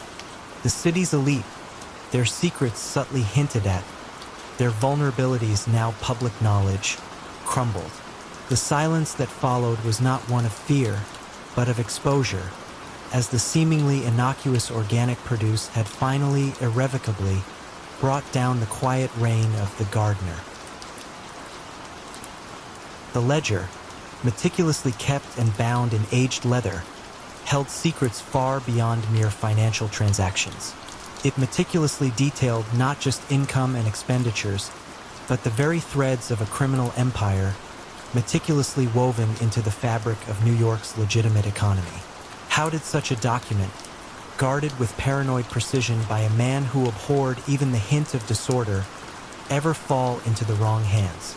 Arthur Finch, known quietly within certain circles as Artie the Architect, was not a man one would pick out of a crowd. In the bustling financial district of 1970s New York, he blended seamlessly. Sharp suit, understated tie, a brief glance that suggested more calculation than charisma. Yet, while other men barked orders and flexed muscle, Artie wielded a different kind of power. He was the consigliere of coin, the quiet cartographer of the illicit cash flows for the Calabrese family, a network that had, under his guidance, burrowed deep into construction, waste management, and even the city's burgeoning entertainment industry. Artie's journey into the shadows had begun not with a choice, but with a need. A brilliant, if socially awkward, accounting student from Queens, he'd found his family in an impossible bind. A debt, not of their making, threatened to consume them. When a local businessman offered a solution that required Artie's unique knack for numbers, the line between right and wrong blurred. He started small, optimizing cash flows for a few seemingly legitimate businesses. Soon, his talent for making black money appear pristine, like fresh snowfall on a city street, became legendary. He didn't just launder money, he laundered trust, creating intricate webs of shell corporations and offshore accounts that confounded even the most tenacious auditors. You see, it wasn't just about moving money, it was about erasing its history. His strategies were elegant, almost academic. He would instruct his associates to funnel profits from illegal gambling operations through a network of laundromats, then into the accounts of a seemingly struggling construction company. This company would then bid on city contracts, often securing them through a subtle blend of inflated pricing and the quiet, persuasive encouragement of union officials. The profits from these legitimate contracts, now indistinguishable from their illicit origins, would then be invested into real estate, creating tangible assets that expanded the Calabrese family's empire, piece by quiet piece. Artie rarely left his downtown office, his world circumscribed by ledgers and encrypted calls. Yet his influence stretched across boroughs, shaping skylines and municipal decisions. Power struggles within the family were inevitable, a constant hum beneath the surface of their quiet dominance. Artie, however, navigated these treacherous waters not with threats, but with the meticulous distribution of spoils.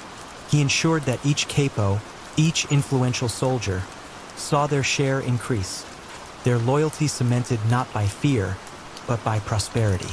When disputes arose over territories or ventures, it was often Artie who mediated, presenting cold, hard figures that demonstrated the most profitable path forward, a dispassionate logic that even the most hot-headed enforcer understood. His greatest strength was his perceived neutrality, his dedication to the family's collective financial health above all else. He was the brain, the central nervous system of a vast, illicit organism. The unraveling began subtly, as most profound shifts do. It wasn't a raid or an informant's panicked confession. It was a single, peculiar detail. A small, independent dry cleaning business in Bensonhurst that consistently reported profits wildly disproportionate to its humble location and customer base. For years, federal agent Malcolm Vance had been tracking the whispers of a pervasive financial network, one that left no bloody fingerprints, only faint trails of numerical anomalies. He wasn't after the shooters, he was after the accountants. Vance, a quiet man himself with an almost obsessive eye for detail, saw something in that dry cleaner's books that didn't quite add up. He began pulling on that loose thread, methodically, patiently. He noticed patterns, seemingly unrelated businesses all using the same obscure offshore bank, the same anonymous shell companies appearing in the ownership structures of diverse ventures, from a popular restaurant chain to a medical supply company. He spent months, then years, assembling a mosaic of financial transactions. Each piece was innocuous on its own, but when laid together, they began to form a sprawling, complex image of an integrated criminal enterprise. Could it be that the very intricacy Artie so prided himself on was ultimately his undoing? Vance wasn't looking for a smoking gun. He was looking for the meticulously drawn blueprints of the smoke itself. The moment it truly unraveled for Artie wasn't dramatic. There was no desperate chase, no violent confrontation. It was a crisp autumn morning in 1982 when two impeccably dressed federal agents arrived at his office, not with warrants for his arrest, but with a subpoena for every financial record, every ledger, every scrap of paper related to his complex web of companies. They didn't need the ledger Artie had guarded so fiercely. They had already recreated its contents through years of painstaking data analysis. The quiet click of the cuffs was almost an afterthought, a formality. His empire, built on numbers and quiet persuasion, crumbled not under the weight of a violent assault, but under the relentless, methodical pressure of figures that, once illuminated, could no longer conceal their true origins. Artie, the quiet architect, found his carefully constructed edifice dissolving into dust, not with a bang, but with the chilling silence of irrefutable evidence. For decades, the family's books were a fortress of impenetrable complexity, guarded by consiglia Connie Russo, a woman whose stern gaze and sharper mind kept countless illegal fortunes pristine. But as the digital age dawned and her old-world methods clashed with new threats, could her intricate system of deceit truly withstand the relentless scrutiny of a new kind of foe? In the bustling, close-knit heart of Little Italy in the 1970s, amidst the aroma of simmering tomato sauce and the clatter of daily life, Consiglia Russo was an unlikely pillar of power. She was not a glamorous figure, nor one who sought the spotlight. Instead, Connie, with her severe bun, practical dresses, and spectacles perched on her nose, looked every inch the stern, unassuming accountant she presented herself to be. Yet, behind the frosted glass door of her small, nondescript office, she orchestrated financial movements of astonishing complexity, cleaning the ill-gotten gains of the formidable Lombardi family with an almost artistic precision. She was, in essence, their financial architect, the Iron Lady, who ensured their vast sums flowed seamlessly from illegal enterprises into legitimate businesses. Connie's journey into this shadowy world began not through ambition, but through a deeply ingrained sense of family loyalty. Her uncle, Big Tony Lombardi, had plucked her from a promising career in corporate finance after recognizing her extraordinary aptitude for numbers and her unwavering discretion. She had a mind that could see patterns where others saw chaos, and an almost intuitive understanding of how money could be obscured, disguised, and ultimately made legitimate. Her methods were meticulous, almost painstakingly old-fashioned. Ledgers were kept in neat, coded columns. Receipts, often for phantom services or non-existent goods, were meticulously filed. Cash from gambling dens, protection rackets, and illicit liquor sales was laundered through a dizzying array of small, seemingly independent businesses. A bakery, a fish market, a dry cleaner, all owned directly or indirectly by the family. Connie's genius lay in the sheer volume and intricate layering of her schemes. You could spend months auditing the books of a single Lombardi-owned pizzeria, and while you might find minor discrepancies, you'd never uncover the deeper, systemic flow of funds. Each business fed into another, sometimes across state lines, through shell corporations that dissolved as quickly as they were formed. She created an illusion of legitimate, bustling commerce, a financial tapestry so dense and complex that it seemed impossible to unpick. She was a master of the straw man owner, using distant relatives or unsuspecting fronts to obscure the true beneficiaries. It was a painstaking, relentless endeavor, requiring a mind that reveled in detail and an almost fanatical dedication to secrecy. However, as the 1990s approached, the world began to change. The age of digital finance was dawning, and with it, new methods of tracking money began to emerge. Bank transfers became electronic, records were digitized, and the slow, deliberate pace of paper trails gave way to instant, traceable transactions. Connie, fiercely proud of her analog fortress, resisted these changes. She viewed computers with suspicion, seeing them as unstable, easily compromised. "A paper trail can be burned," she'd often say, her voice gravelly with conviction. "But a digital one, it leaves a ghost." The federal authorities, specifically a new breed of financial investigators within the FBI, were also evolving. They were no longer just chasing men with guns. They were chasing money, using sophisticated software and data analysis to identify unusual patterns and anomalies.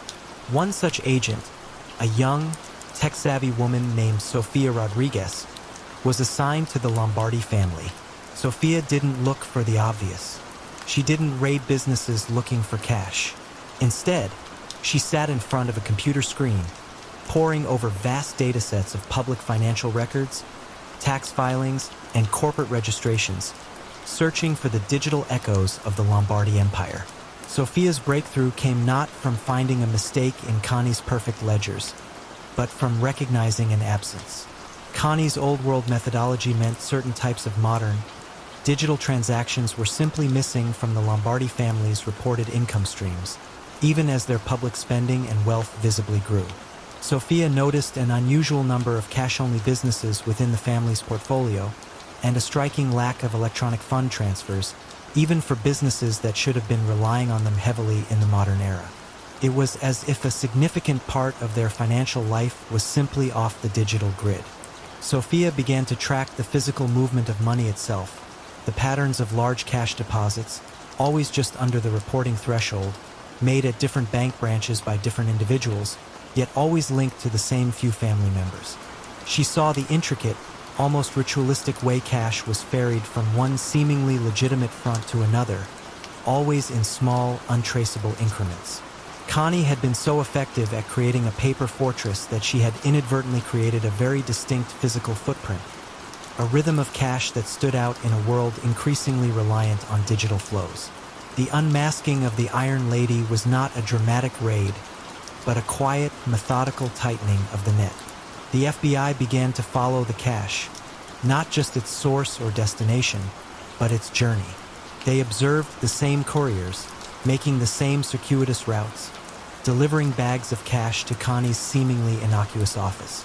They set up surveillance, not on the noisy gambling dens, but on the quiet, unassuming accountant's office. When they finally served the warrant, Connie was sitting at her desk, surrounded by her meticulously organized paper files. She looked up at Agent Rodriguez, her stern gaze unwavering. "You found the cracks, then?" she said, her voice betraying a hint of grudging respect. It wasn't a mistake in her accounting that brought her down, but her steadfast refusal to adapt, her unwavering loyalty to a system that, while once impenetrable, had become a relic in a rapidly digitizing world. The fortress of paper had become a cage of information, and the digital ghost she had feared had finally materialized, not within her ledgers, but in the patterns of her unwavering old-world methods. The secrets she had so painstakingly guarded for decades were finally laid bare, not by a ledger entry, but by the quiet rhythm of the cash itself. A single late delivery of prime cuts, dismissed by most as a logistical error, was the first tremor in a meticulously controlled empire that had held a city's entire food supply in its icy grip. How could one missed shipment unravel decades of calculated dominance? And who was quietly pulling the strings behind the scenes of every restaurant and grocery store?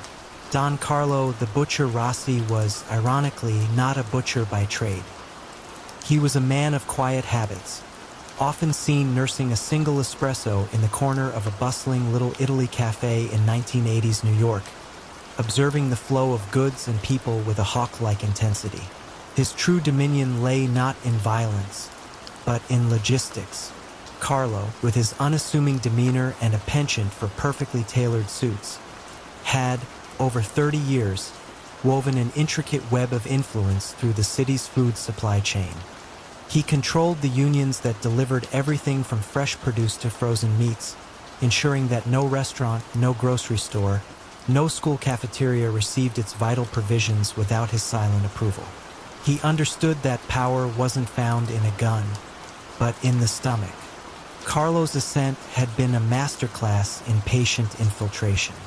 He began as a low-level enforcer for a small family, but his sharp mind quickly saw beyond street-level rackets.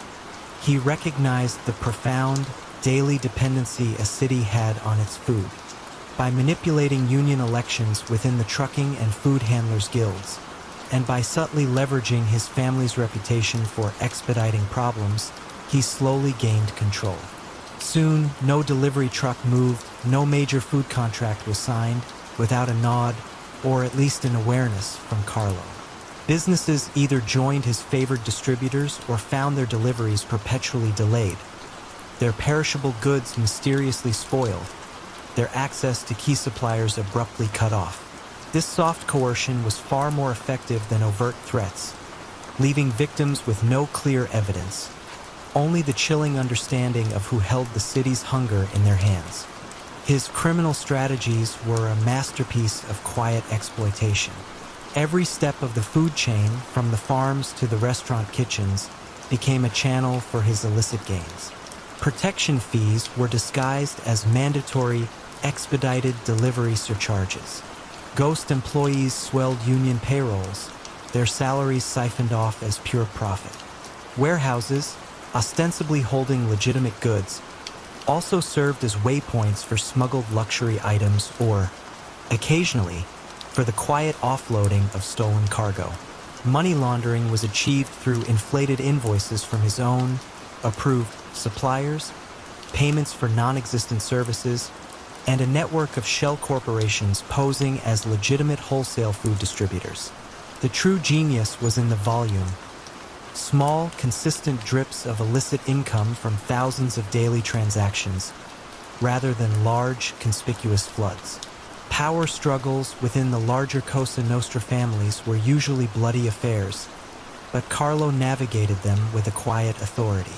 His consistent, untraceable income stream made him invaluable. When a younger, more volatile capo attempted to muscle into his territory, Carlo didn't send enforcers. Instead, he simply had their new nightclub's prime steak delivery accidentally rerouted to a competitor, and then subtly arranged for the city's health inspectors to pay a sudden, prolonged visit. The message was clear: defy Carlo, and your business would simply starve. This quiet form of economic warfare was often more devastating and far less traceable than a bullet. The unraveling began not with a massive federal investigation, but with a singular, stubborn grocer named Isabella Moretti.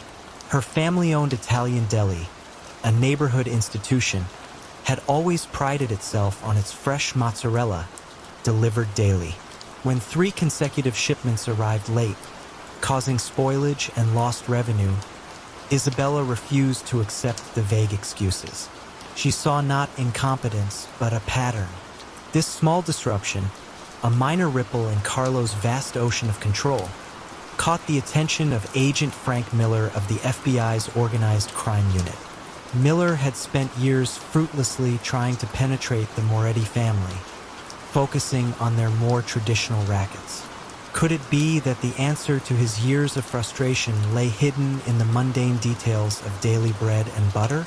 Miller, a former accountant with a meticulous eye for patterns, noticed the increasing number of supply chain issues reported by small businesses across the city, particularly those that resisted affiliating with certain, newly prominent, union-backed distributors. He began to trace these seemingly disparate complaints, mapping out the common denominators. He didn't just look at the money. He looked at the movement of goods, the subtle choke points in the city's arteries.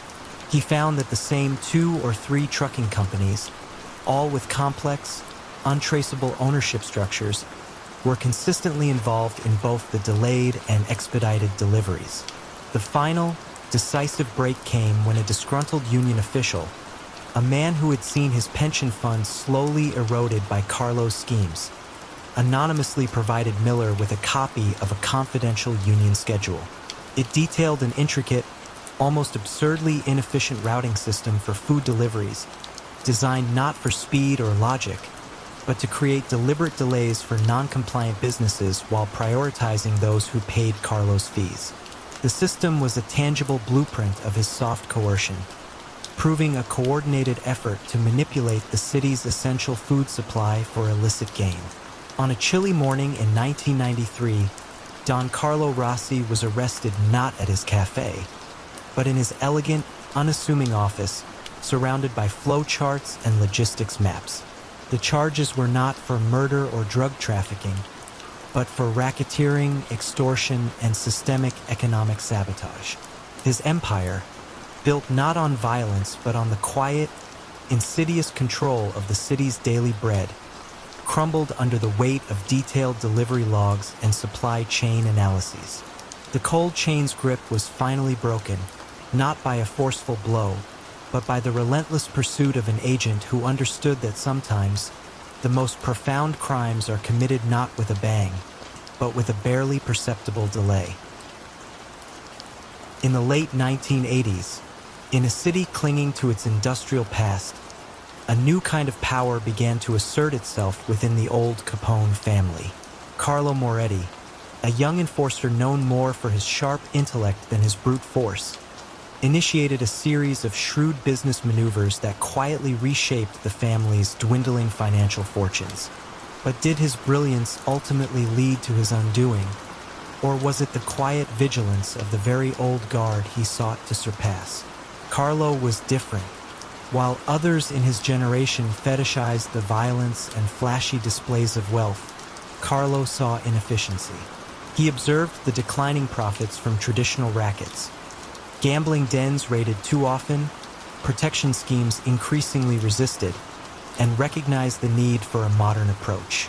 He spoke not of shakedowns, but of market share, not of threats, but of strategic partnerships.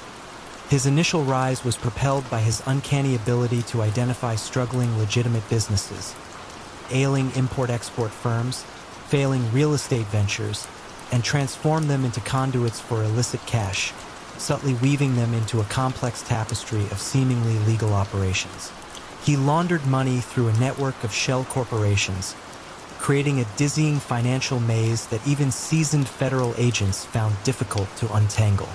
You could say he was ahead of his time, an MBA in a world of brass knuckles. The family's patriarch, Don Luciano the Serpent Rossi, was a man of another era. Frail, with eyes that held the weight of decades, he rarely spoke, preferring to observe from the periphery of the family's smoky backrooms. Many dismissed him as a relic, a figurehead whose grip on power was weakening. Carlo, with his ambitious plans and growing cadre of loyal, tech-savvy associates, seemed destined to inherit the throne, almost by default.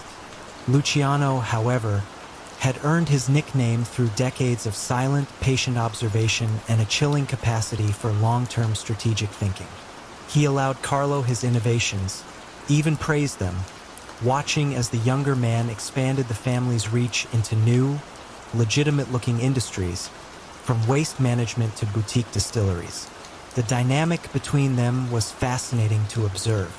Carlo would present his elaborate financial schematics, confident in his undeniable success, while Luciano would simply nod, a faint, almost imperceptible smile playing on his lips. There were no overt clashes, no raised voices. The tension was subterranean, a quiet hum beneath the veneer of cooperation.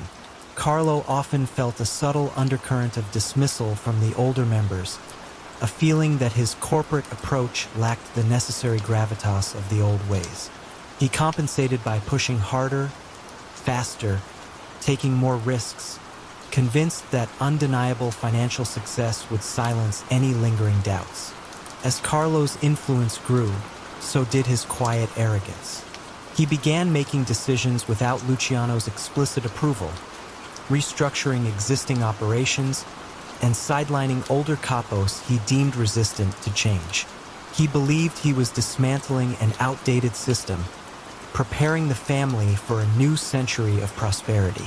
What he failed to grasp was that Luciano's silence wasn't born of ignorance, but of careful consideration, a tactical pause before the decisive move. The Don knew that a tree must be allowed to grow tall before its weaknesses become apparent.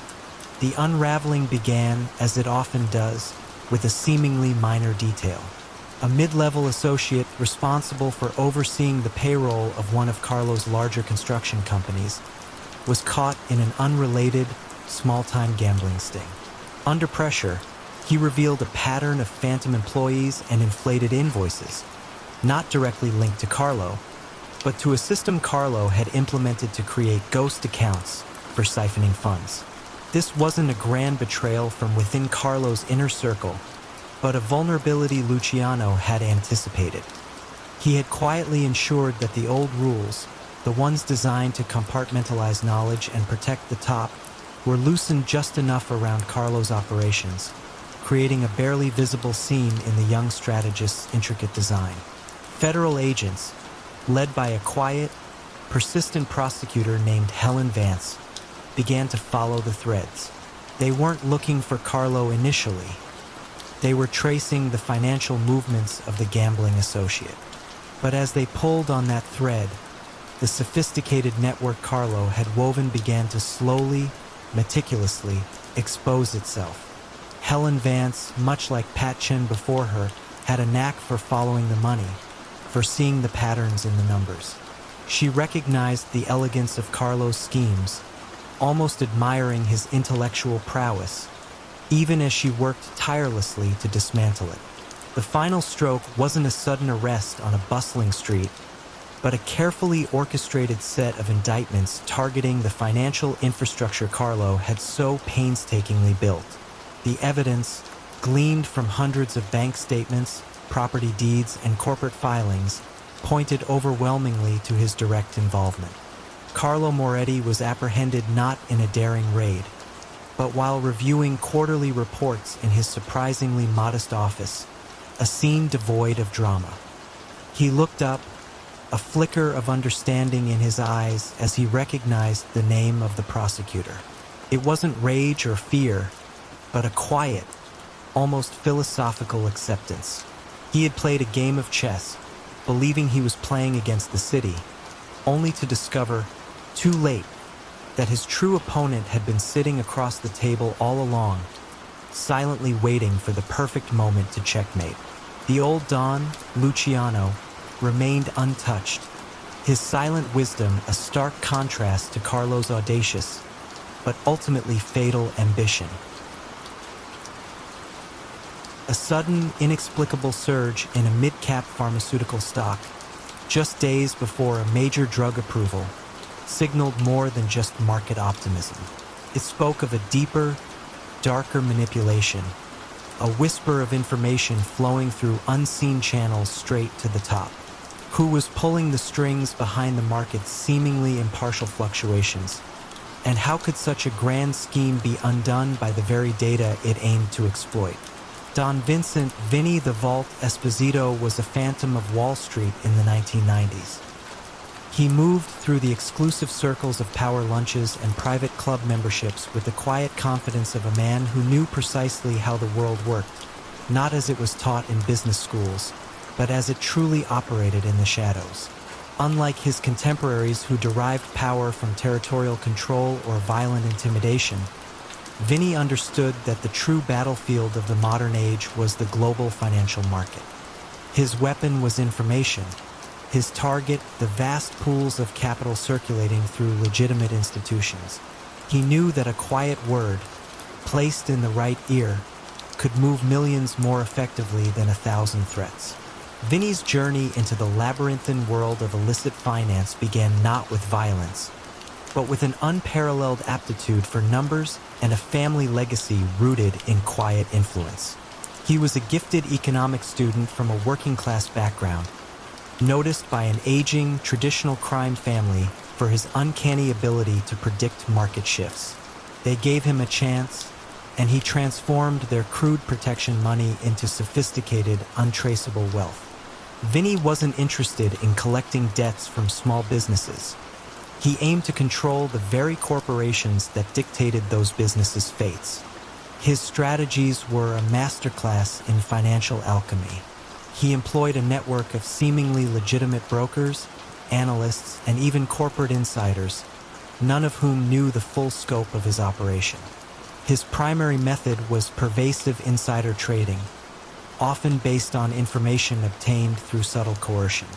A high-ranking executive with a secret gambling addiction or a hidden family scandal would find themselves quietly approached, presented with a solution to their immediate problem, with the unspoken understanding that Vinny would soon be calling for a favor, a heads-up on an impending merger, a confidential earnings report, or the quiet details of a new product launch.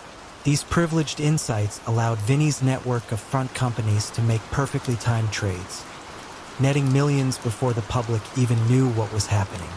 He also expertly engaged in pump-and-dump schemes, subtly inflating stock prices through manipulated news or small, carefully placed investments, then dumping his shares before the inevitable crash. Power struggles within the Cosa Nostra were always a delicate dance for Vinny. Other families viewed his clean methods with a mixture of skepticism and envy. He rarely engaged in direct confrontations. When a rival family tried to muscle in on a particular stock offering he was orchestrating, Vinny wouldn't send enforcers. Instead, he would quietly manipulate the market to devalue the stock, making it a poison chalice for his competitors, or subtly leak information about their vulnerabilities to the SEC, anonymously, of course.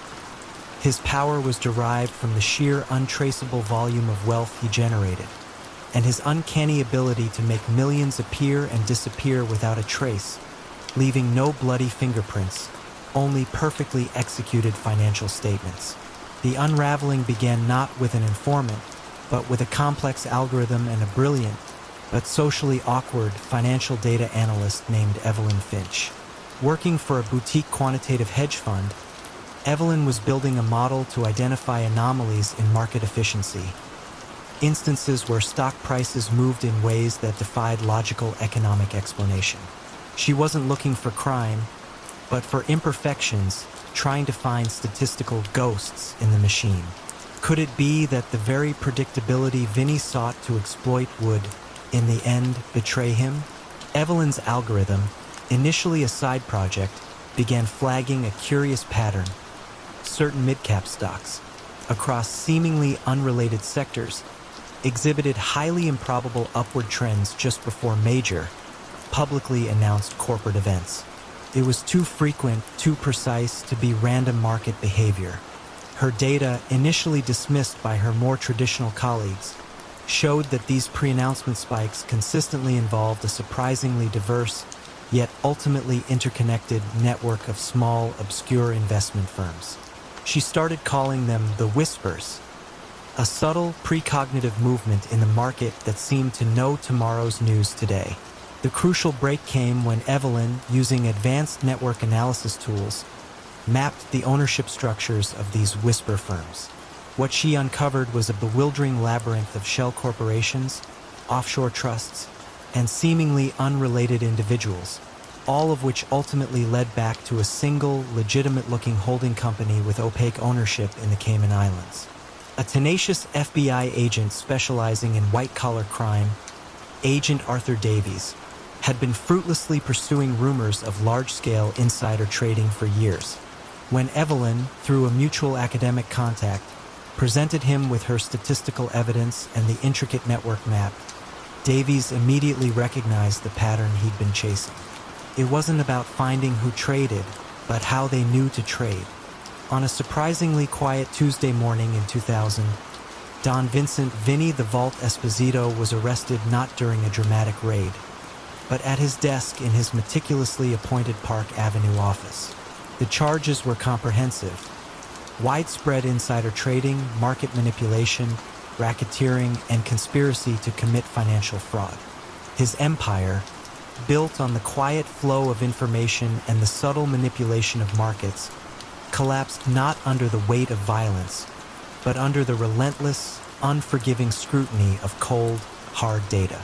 The market's unseen hand was finally exposed, not by a single secret, but by the undeniable patterns it left in the very numbers it sought to control. In a dimly lit back office of a bustling New York import-export firm, Elias Thorne, a man whose life revolved around numbers, meticulously balanced ledgers, his pen scratching quietly against thick paper. For decades, he was the silent architect of a vast financial web, yet no one suspected the true nature of the empire he meticulously maintained. What hidden entries, camouflaged within columns of legitimate transactions, held the key to his family's clandestine power, and how would this carefully constructed facade eventually crumble? Elias Thorne was an enigma, a man who blended seamlessly into the background of Wall Street's quieter corridors. His suits were always charcoal or navy, his glasses perpetually perched on the bridge of his nose, and his voice, when he spoke, was a soft murmur. He wasn't a wise guy in the traditional sense. No flashy suits or intimidating presence. Instead, Elias was the ghost in the machine, the quiet engine room of the Marino family's vast criminal enterprise. His domain was not the grimy back alleys or the loud, boisterous social clubs, but the crisp, clean pages of his ledgers, where millions of illicit dollars were transmuted into legitimate streams of income. His specialty was the art of financial invisibility. Through shell corporations scattered from Panama to the Cayman Islands, and intricate invoicing for non-existent goods, Elias ensured that the Marino family's racketeering, illegal gambling, and protection schemes generated revenue that appeared perfectly clean. He created layers upon layers, a financial labyrinth so complex that even experienced auditors often got lost in its twists and turns. "You see," he once explained, his voice barely above a whisper, to a junior associate he was reluctantly training, "the trick isn't to hide the money. The trick is to make it look like it was never hidden at all." The Marino family, led by the shrewd and equally understated Don Marco Marino, trusted Elias implicitly. Marco understood that brute force could control streets, but it was Elias's financial wizardry that truly built their wealth and insulated them from federal scrutiny. Their relationship was built on a mutual respect for quiet competence, a silent understanding that their intertwined destinies depended on Elias's precision. For years, this delicate dance between overt criminality and covert financial manipulation worked flawlessly. The family grew richer, their influence seeped into legitimate businesses, and Elias Thorne remained the unassuming, indispensable man behind the curtain. But even the most perfectly balanced ledger contains a single, inevitable truth: every transaction leaves a trace. The first tremor in Elias's meticulously constructed world wasn't a sudden raid or a dramatic arrest. It began with an almost imperceptible shift in the economic landscape, a new government regulation on international shipping that, while seemingly minor, created a ripple effect. Elias, ever the perfectionist, noticed a slight misalignment in the quarterly returns of one of their front companies, a discrepancy so small it would have been dismissed by anyone else. It was a phantom echo, a whisper of a problem. Simultaneously, a tenacious IRS agent named Sarah Chun, known for her relentless pursuit of financial anomalies rather than violent criminals, began to build a case against a mid-level Merino associate for tax evasion. Chun wasn't interested in the muscle. She was interested in the money. Her investigation, slow and methodical, was like a rising tide. She wasn't looking for guns or drugs. She was sifting through piles of documents, searching for the telltale signs of inflated invoices, circular transactions, and the ghost companies Elias had so expertly crafted. One afternoon, as Elias reviewed a balance sheet, he found himself staring at a sum that didn't quite add up, an amount linked to a shipping manifest from a company he hadn't used in months. His heart, usually a steady drumbeat, fluttered. It was a single, misplaced digit, a simple error. But Elias Thorne didn't make errors. The unsettling realization slowly dawned. Someone else had access to his system. Someone was making unauthorized entries. The carefully guarded secrecy of his methods, once impenetrable, was compromised from within. He began to conduct his own quiet investigation, a silent cat-and-mouse game within the very network he had built. It wasn't about loyalty. It was about the integrity of his work, the preservation of the system. He discovered that a trusted confidant of Don Marino, a man named Roberto Bobby Gallo, had been skimming from the top, not out of greed, but out of a desperate need to cover his own gambling debts. Bobby, panicked, had unknowingly left digital breadcrumbs, tiny imperfections in the financial illusion that Elias had perfected. These imperfections, though small, were precisely what Agent Chen's algorithms were designed to detect. The final act of unraveling wasn't a dramatic confrontation. It was a series of quiet dominoes falling. Agent Chun, following the digital trail left by Bobby's desperate tampering, eventually connected the dots from the seemingly innocuous shipping company to the vast network of shell corporations. She didn't have a grand informer. She had Elias Thorne's own meticulousness turned against him, as the very errors Bobby made highlighted the otherwise perfect system. When the federal agents finally arrived at the import-export firm, they didn't burst in with sirens and drawn guns. They came quietly in unmarked cars, presenting a warrant to Elias Thorne himself, requesting access to his archived ledgers. You could almost hear a pin drop in the usually bustling office. Elias, still in his charcoal suit, simply nodded. He knew the game was up. The meticulous accountant, who had built an empire of lies with the precision of a master craftsman, was undone not by violence or a grand betrayal, but by a few careless keystrokes, a quiet internal breach, and the relentless, patient pursuit of a federal agent who saw numbers not as abstract figures, but as stories waiting to be told. In the end, it was the integrity of the ledger, or rather its carefully constructed deception, that both built and ultimately destroyed Elias Thorne's world, leaving behind a silence far louder than any shout. The city's new, state-of-the-art public transport system, a source of immense civic pride, suffered from chronic, unexplained delays and phantom service interruptions, costing millions in lost revenue and commuter frustration. These issues were always dismissed as software glitches or technical growing pains. But beneath the reassurances of engineers and politicians, who was quietly orchestrating the digital chaos, and what was their true harvest from the city's modern infrastructure? Don Emilio, the architect Moretti, was a different breed of criminal in the neon-lit, digitized landscape of 1990s Los Angeles. While others clung to the fading glory of traditional rackets, Emilio, with his almost obsessive fascination for code and networks, saw the burgeoning digital infrastructure of the city as his true domain. He wasn't interested in street corners. He was interested in the invisible pathways of data, the critical systems that made a modern metropolis function. From his minimalist, high-rise penthouse office overlooking the sprawling urban grid, he envisioned an empire built not on territory, but on control of information. He understood that in the modern age, true power lay not in wielding a gun, but in mastering the keyboard. Emilio's ascent began not with a violent takeover, but with a quiet, persistent infiltration of the city's technological nerve centers.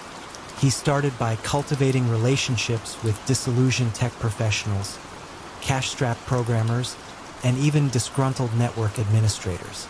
His approach was subtly persuasive. He offered generous consulting contracts or seed funding for their innovative, if struggling, tech startups. These individuals, once seduced by Emilio's quiet charm and seemingly legitimate patronage, became invaluable assets in his sophisticated network. He created a clandestine think tank of highly skilled hackers and coders, ostensibly working on advanced software solutions, but in reality, tasked with identifying and exploiting vulnerabilities in the city's burgeoning digital infrastructure, from traffic control systems to public utility grids and, most lucratively, the new public transport network. His criminal strategies were masterpieces of digital obfuscation. The glitches in the public transport system were deliberate, precisely timed disruptions designed to create a sense of chaos and necessity. This chaos would then be used to justify expensive, emergency contracts awarded to Emilio's front companies, disguised as IT security firms or software development consultants. These companies would bill the city for non-existent upgrades or bug fixes, channeling millions into Emilio's offshore accounts. Beyond this, his network also harvested vast amounts of data, from commuter travel patterns to the energy consumption of city districts, which could then be sold to intelligence brokers or used for subtle market manipulation. Money laundering was achieved through inflated software licenses, phantom server maintenance fees, and the systematic billing for proprietary algorithms that never existed. He became the quiet, indispensable ghost in the system, orchestrating unseen chaos for immense, untraceable profit. Within the fluid, high-stakes world of organized crime, Emilio navigated power struggles with a chilling, almost surgical precision.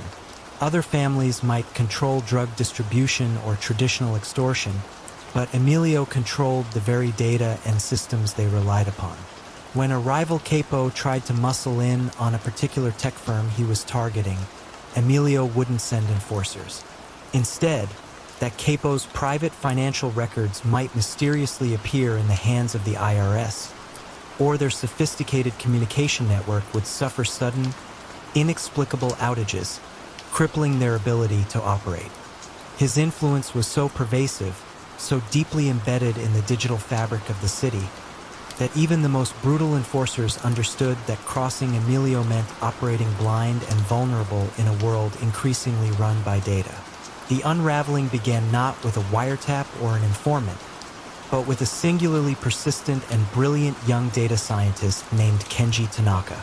Kenji, working for the city's transit authority as an efficiency expert, was tasked with optimizing train schedules and reducing delays. He wasn't looking for crime. He was looking for patterns of inefficiency in the vast streams of operational data generated by the transport system. Could it be that the very signals Emilio sent to create chaos would, when meticulously analyzed, reveal his unseen hand? Kenji's initial analysis flagged a peculiar anomaly. The random software glitches and delays exhibited a subtle, almost imperceptible mathematical regularity. They weren't truly random. They followed a complex but discernible pattern, often coinciding with specific financial transactions involving city contracts.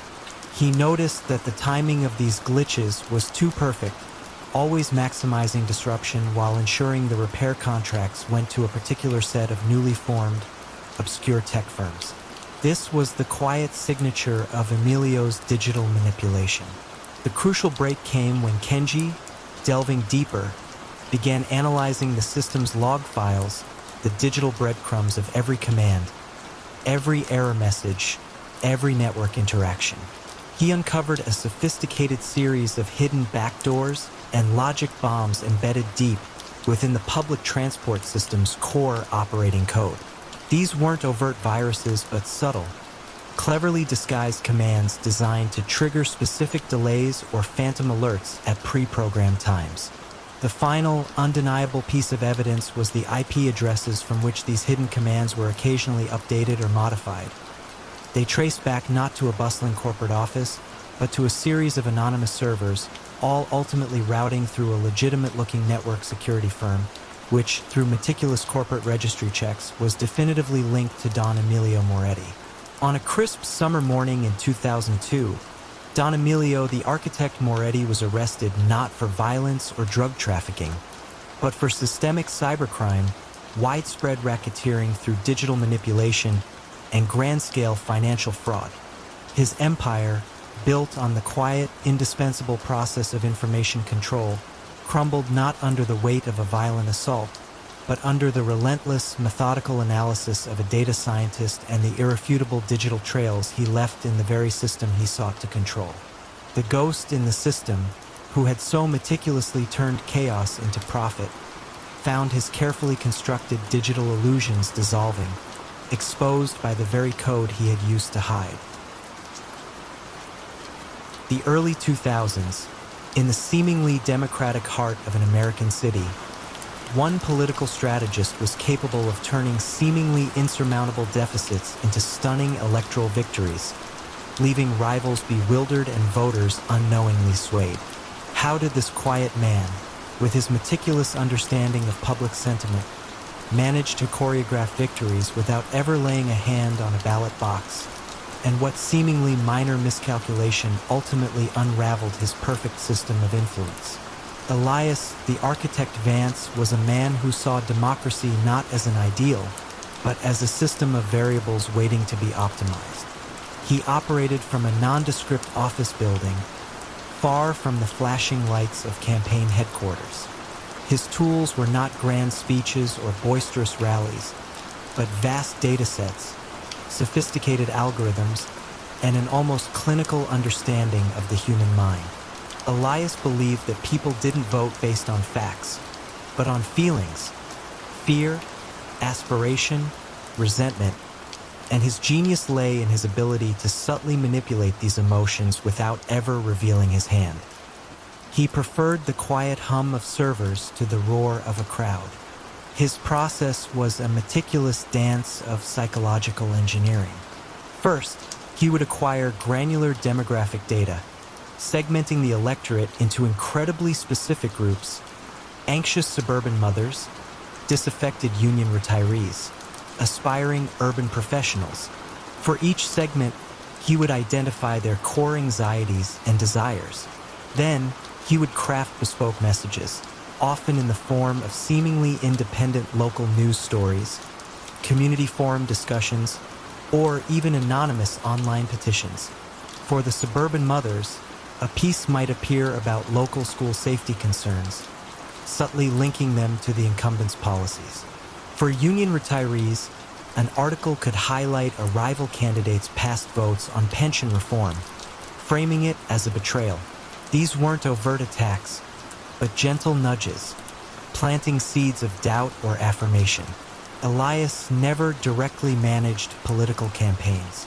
Instead, he worked through layers of seemingly legitimate nonprofit organizations, civic voices for progress, or citizens for a better tomorrow, which he secretly funded.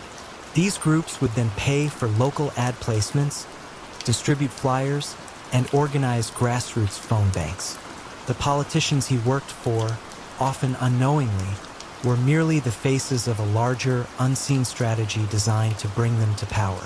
The true beneficiaries were the shadowy interests, often connected to organized crime, who sought to install pliable officials to secure lucrative city contracts, zoning changes, or favorable regulatory environments. Elias provided the invisible leverage, the quiet influence that ensured their investments paid off.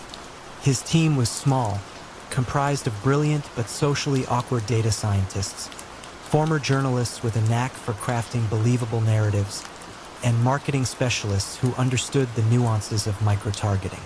Loyalty was bought not through fear, but through intellectual challenge and extremely generous compensation.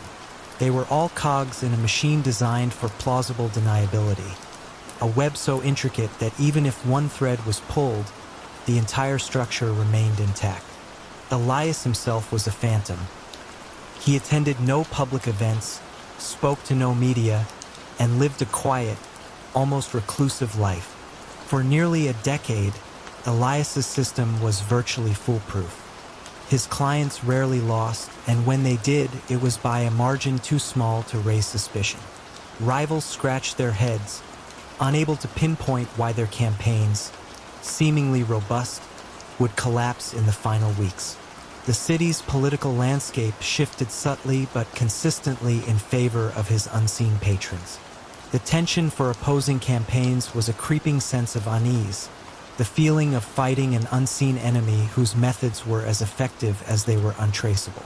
The unraveling began not with a whistleblower, but with a series of shared anxieties within the targeted populace.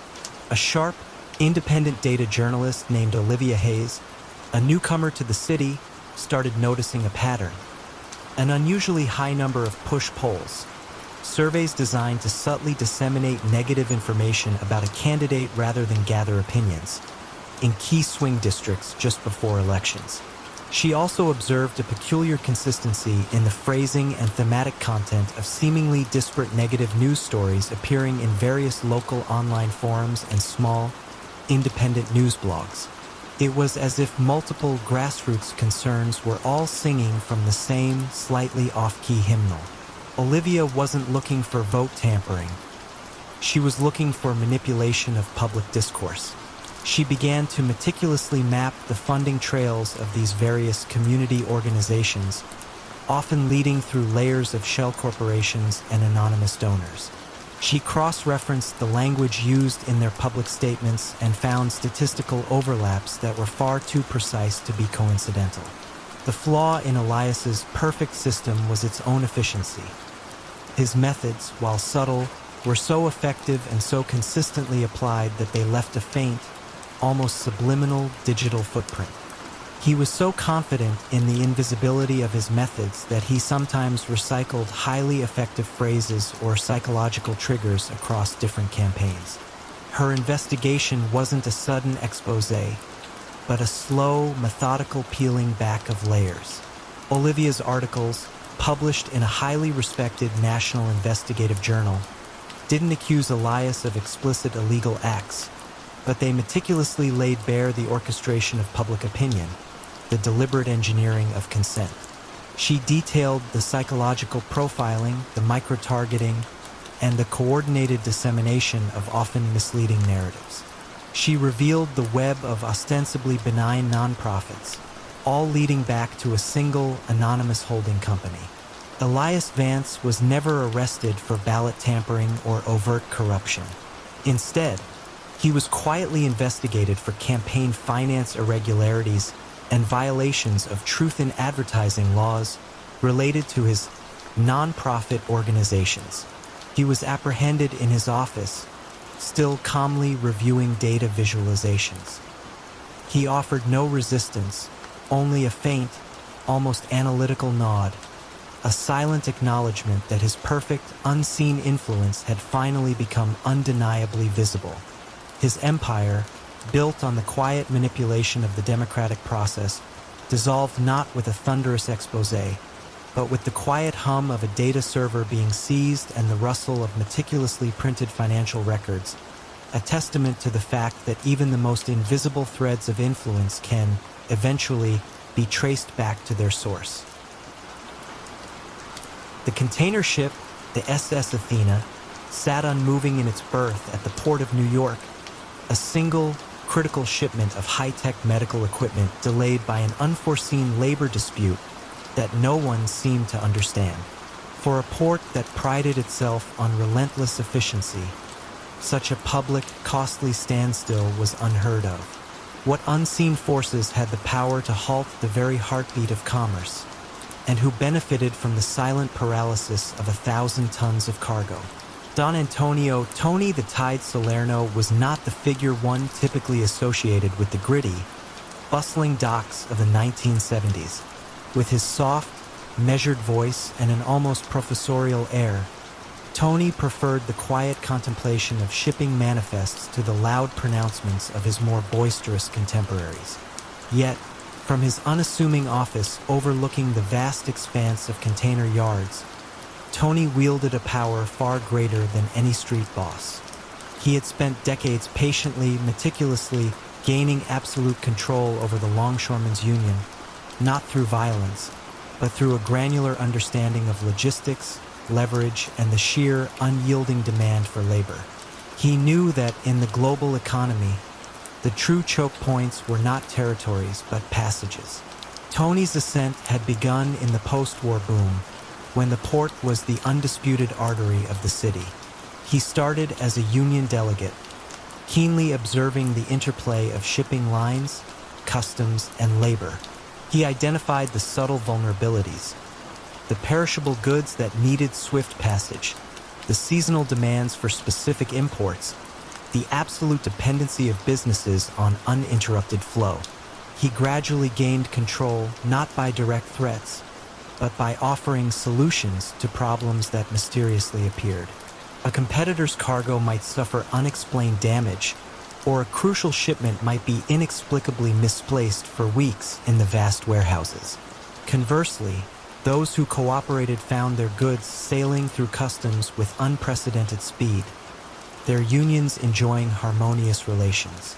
This quiet, pervasive coercion was often more terrifying than a direct confrontation, as it left no clear perpetrator, only devastating financial consequences. His criminal strategies were a testament to his logistical genius. He ran an extensive racketeering operation disguised as expedited handling fees and union solidarity contributions, inflating the cost of every container that entered or left the port. He maintained a vast network of ghost workers on union payrolls, their salaries siphoned directly into his coffers. Beyond this, the port served as an unparalleled conduit for smuggling. High-value contraband electronics, luxury textiles, even rare art would be quietly offloaded from legitimate vessels, disguised within ostensibly empty containers or mixed with low-value bulk goods. The money laundering was a seamless affair, flowing through shell companies established as customs brokerage firms, warehousing facilities, and even small, legitimate import-export businesses that Tony's family secretly owned. The sheer volume of legitimate trade provided perfect cover for the illicit. Within the tangled web of organized crime, Tony navigated power struggles with a chilling, almost academic precision. Other families might control drug distribution or gambling circuits, but Tony controlled the very means by which their goods entered the city. When a rival capo tried to establish their own foothold in the port, Tony wouldn't dispatch enforcers. Instead, that capo's next illicit shipment would find itself permanently stalled in customs or mysteriously lost in transit, bleeding the rival dry without a single drop of blood spilled. His influence was so deeply embedded, so essential to the port's operation, that even the most violent capos understood that crossing Tony meant crippling their own supply lines.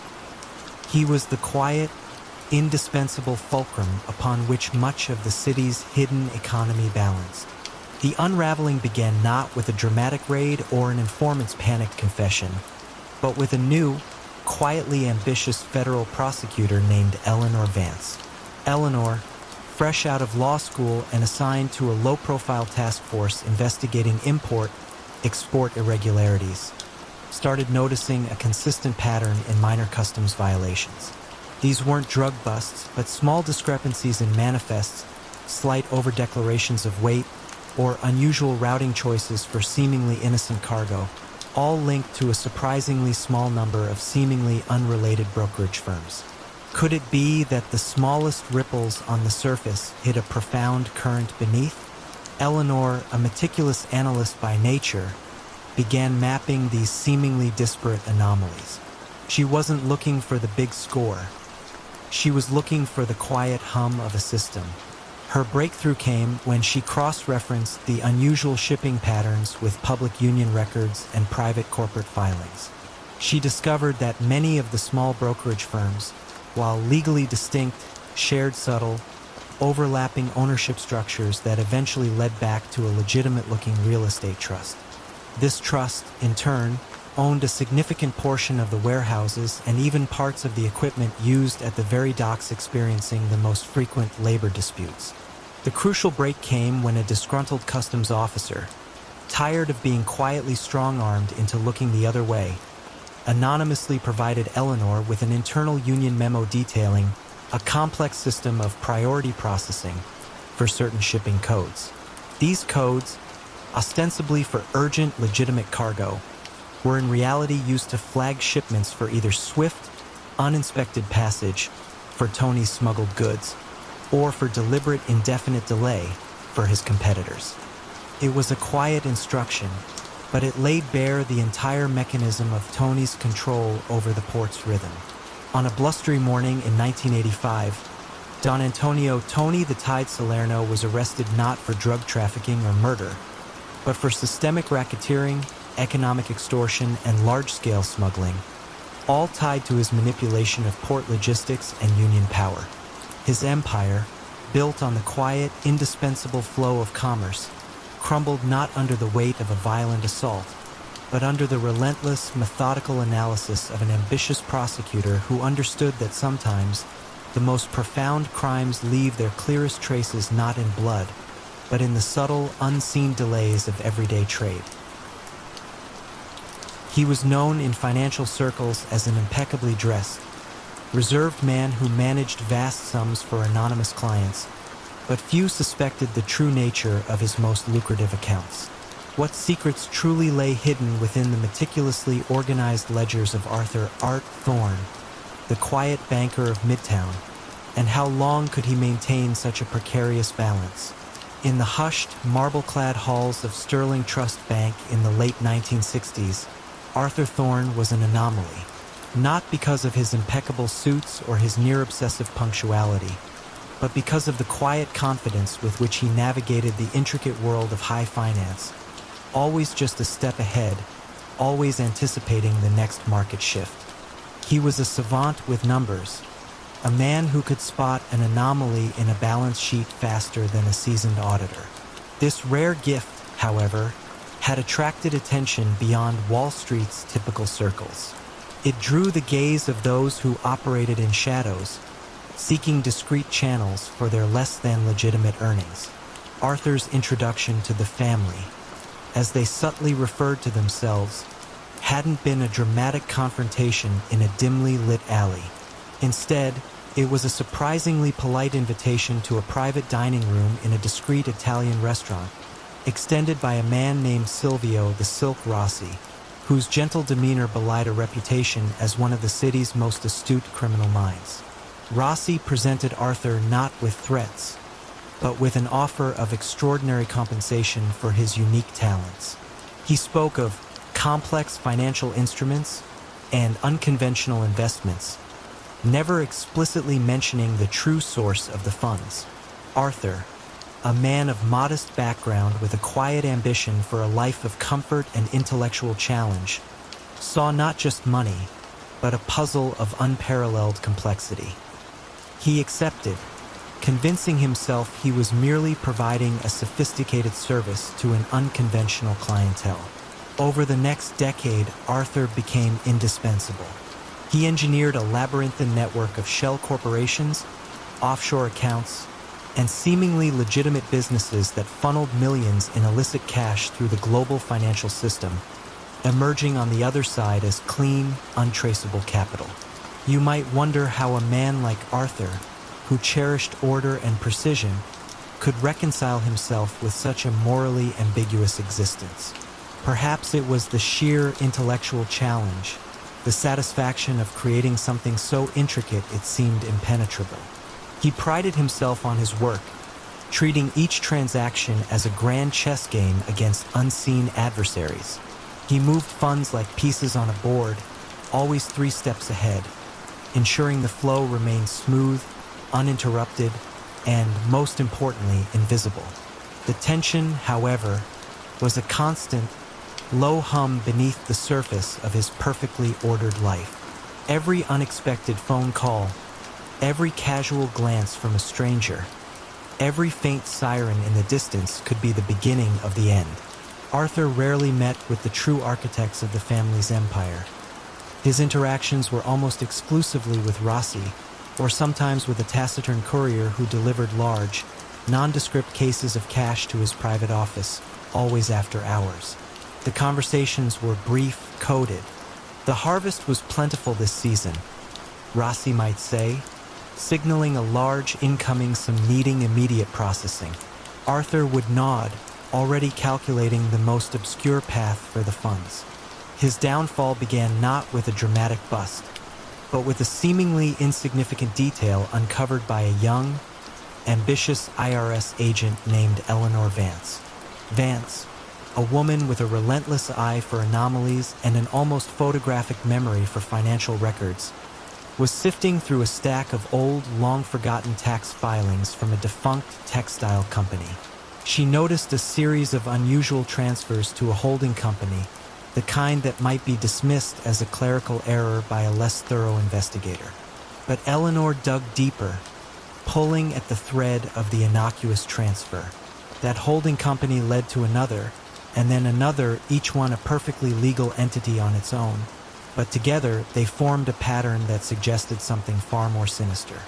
Eleanor's investigation was a slow, meticulous unraveling, much like Arthur's own work in reverse. She spent months tracing the obscure paper trails, connecting dots that seemed to exist in entirely different universes. She realized that the complex web of transactions wasn't a series of unrelated failures, but a deliberate, sophisticated design. The deeper she delved, the more she became convinced that a single, brilliant mind was behind it all. It wasn't a flashy, violent mob boss she was chasing, but a financial ghost. The break came when she cross-referenced a specific series of wire transfers with the unusual, sporadic presence of a private jet that seemed to make routine, unlogged flights between distant cities and a small, private airfield outside the city. It was a detail only a person obsessed with patterns would notice.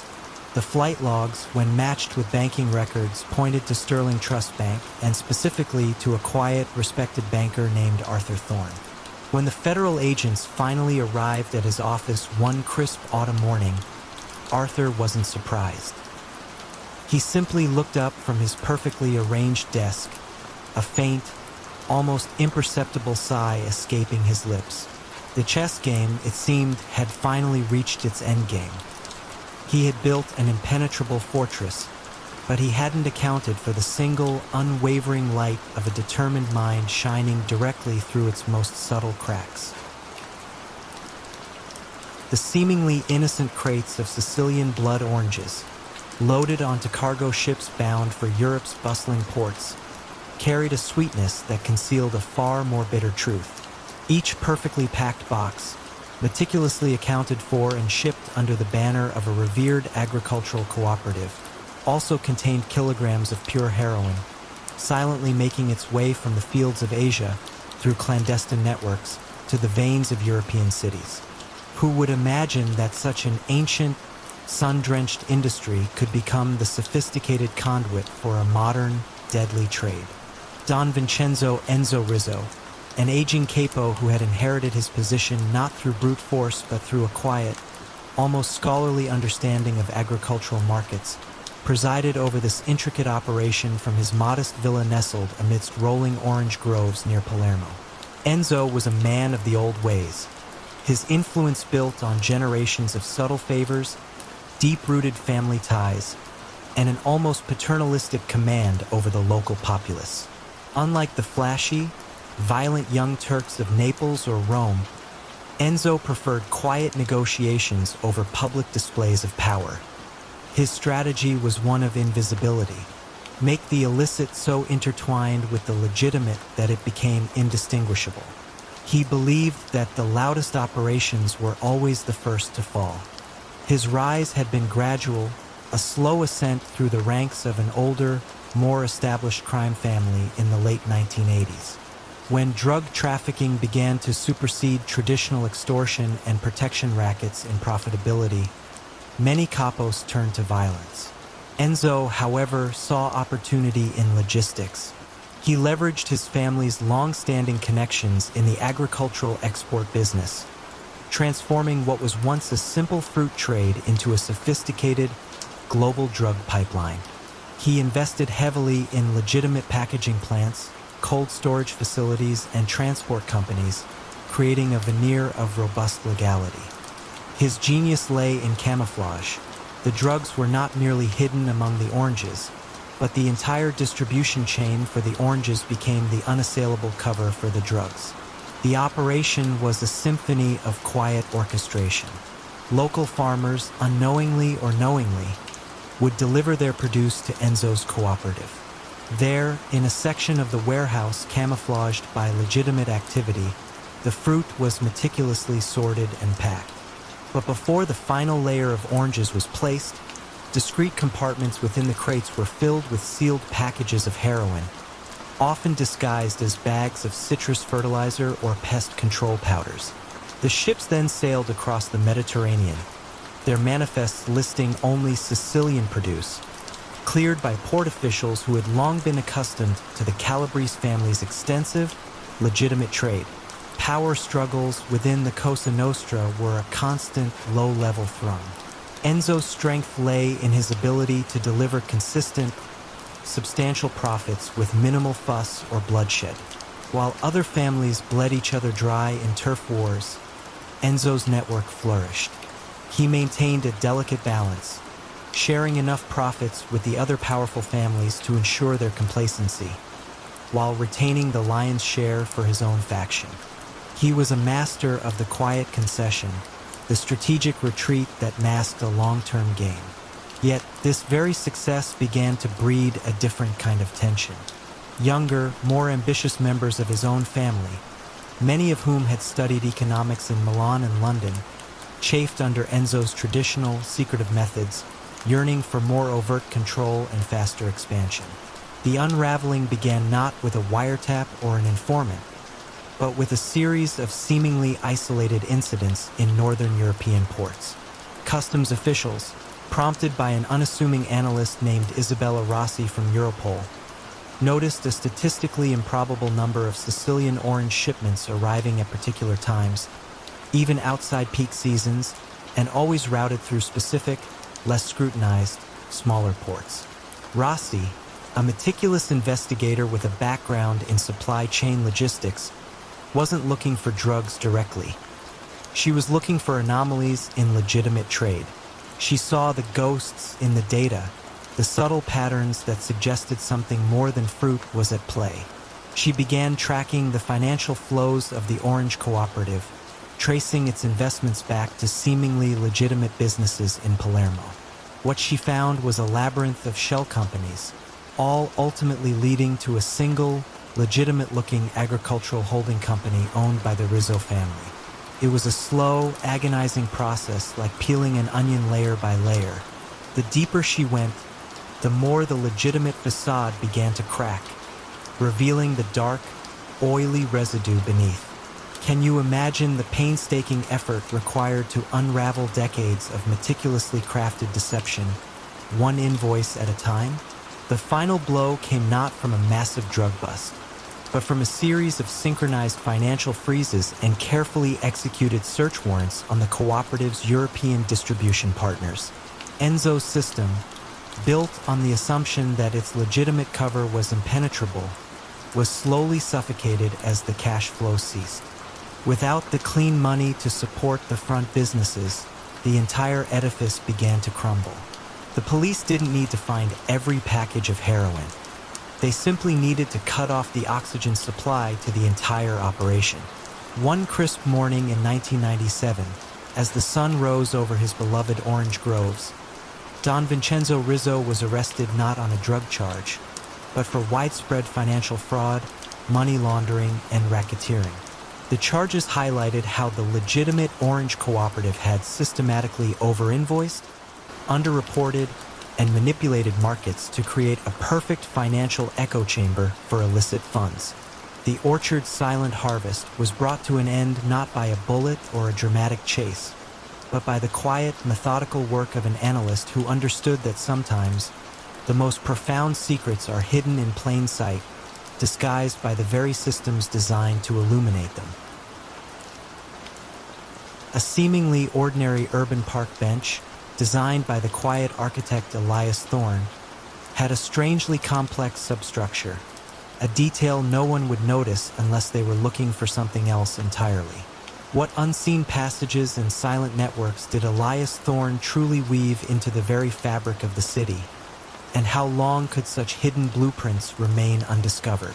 In the bustling urban sprawl of 1970s New York, Elias Thorne was an architect of quiet renown. His public structures, schools, libraries, municipal buildings, were praised for their elegant simplicity and functional design.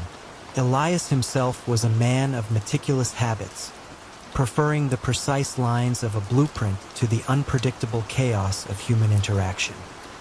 He spoke softly, dressed modestly, and seemed entirely consumed by the geometry of space. Yet, beneath this unassuming exterior lay a genius for concealment, a talent that had not gone unnoticed by the city's more shadowy patrons, the Santoro family. His entry into their world was not dramatic. It began with an innocuous request from a seemingly legitimate construction firm with ties to the family, asking Elias to consult on a secure storage facility. The challenge presented was intellectually stimulating. Design a space that was entirely hidden within an existing warehouse, impervious to casual inspection and capable of discreet access. Elias, intrigued by the puzzle, applied his unique skills. He created false walls, intricate ventilation systems that doubled as hidden conduits, and even a sub-basement accessible only through a cleverly disguised freight elevator. He saw it as a grand, silent game of hide-and-seek on an architectural scale. Over the next 2 decades, Elias became indispensable to the Santoro family. He was their silent partner, the unseen hand that designed the physical infrastructure for their illicit empire. His commissions ranged from integrating secure, soundproof chambers into bustling restaurants for discreet meetings, to engineering elaborate underground networks for smuggling goods beneath city blocks, connecting seemingly disparate legitimate businesses. You might walk through a public plaza and never suspect that a complex array of conduits for illicit data or hidden escape routes lay directly beneath your feet, all meticulously planned by Elias. He designed hidden data centers within commercial buildings, ensuring that the family's burgeoning digital records, from sophisticated gambling rings to international money laundering operations, were stored in places that simply did not exist on any official city plan. His designs were perfect, functionally brilliant, and utterly undetectable to the untrained eye. Elias approached each project with a detached professionalism, viewing the family's activities as merely the context for his architectural challenges. He was a master of illusion, making the non-existent seem commonplace and the impossible structurally sound. His designs allowed the Santoro family to conduct their affairs with a quiet discretion that baffled law enforcement for years. They operated from within the very fabric of the city, like ghosts moving through solid walls. Elias took pride in the subtle cleverness of his work, the structural integrity of his secrets. However, the very perfection of Elias's designs began to sow the seeds of his downfall. As the 1990s progressed, a new generation of federal investigators, armed with advanced forensic engineering techniques, began to look beyond financial trails and informants. They started to analyze architectural blueprints, searching for anomalies. Leading this charge was Special Agent Lena Petrova, a former structural engineer who possessed a rare combination of technical expertise and relentless investigative drive. She wasn't looking for explicit criminal activity. She was looking for things that didn't make sense, structural redundancies, or unexplained costs in otherwise ordinary public works projects. Agent Petrova's breakthrough came during a routine audit of a publicly funded civic center designed by Elias Thorne years prior. She noticed a series of inexplicable costs associated with the building's drainage system and a curious, almost excessive, amount of reinforcing steel in seemingly non-load-bearing walls. It was technically sound, even over-engineered, but fiscally illogical for its stated purpose. Elias's over-meticulousness, his desire to make every part of his design robust, even the hidden parts, became his signature. Petrova started cross-referencing all public projects linked to Elias Thorne's firm. She began to see a pattern: subtle deviations from standard engineering practices, disproportionate expenses in odd areas, and the repeated presence of specific, unusual material orders for components that appeared to have no official function. It was like a hidden language woven into the city's very infrastructure, a narrative of deliberate structural secrets. That unassuming park bench, for instance, turned out to have an elaborate reinforced conduit system running beneath it, far more than any city drainage would require, but perfect for a discrete data line or a hidden cable. The investigation became a quiet, intellectual duel between two brilliant minds.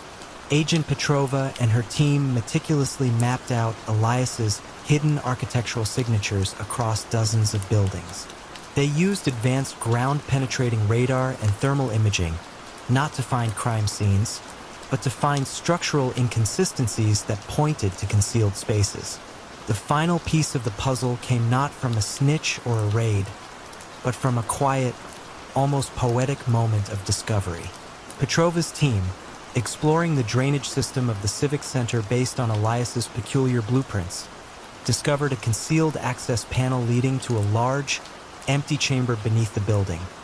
A vault of perfect, soundproofed concrete, complete with an advanced, dedicated power supply, completely absent from official records.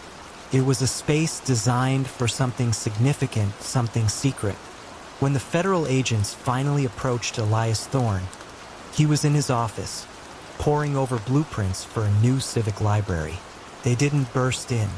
They simply presented him with a series of schematics, overlaid with their own infrared scans and geological surveys, highlighting the hidden spaces, the over-engineered walls, the inexplicable conduits. Elias looked at the diagrams, then at the agents, a flicker of something akin to admiration in his eyes. He had built a fortress of whispers, a network of silent, secret spaces, but his own unwavering commitment to structural perfection had left an undeniable signature, a language that, to the right interpreter, spoke volumes. He was arrested not for the violence he abhorred, but for racketeering, conspiracy, and aiding and abetting an ongoing criminal enterprise. The architect of whispers, a man who had manipulated the very foundations of the city, was brought down not by a loud accusation, but by the quiet, undeniable evidence of his own meticulous, hidden designs.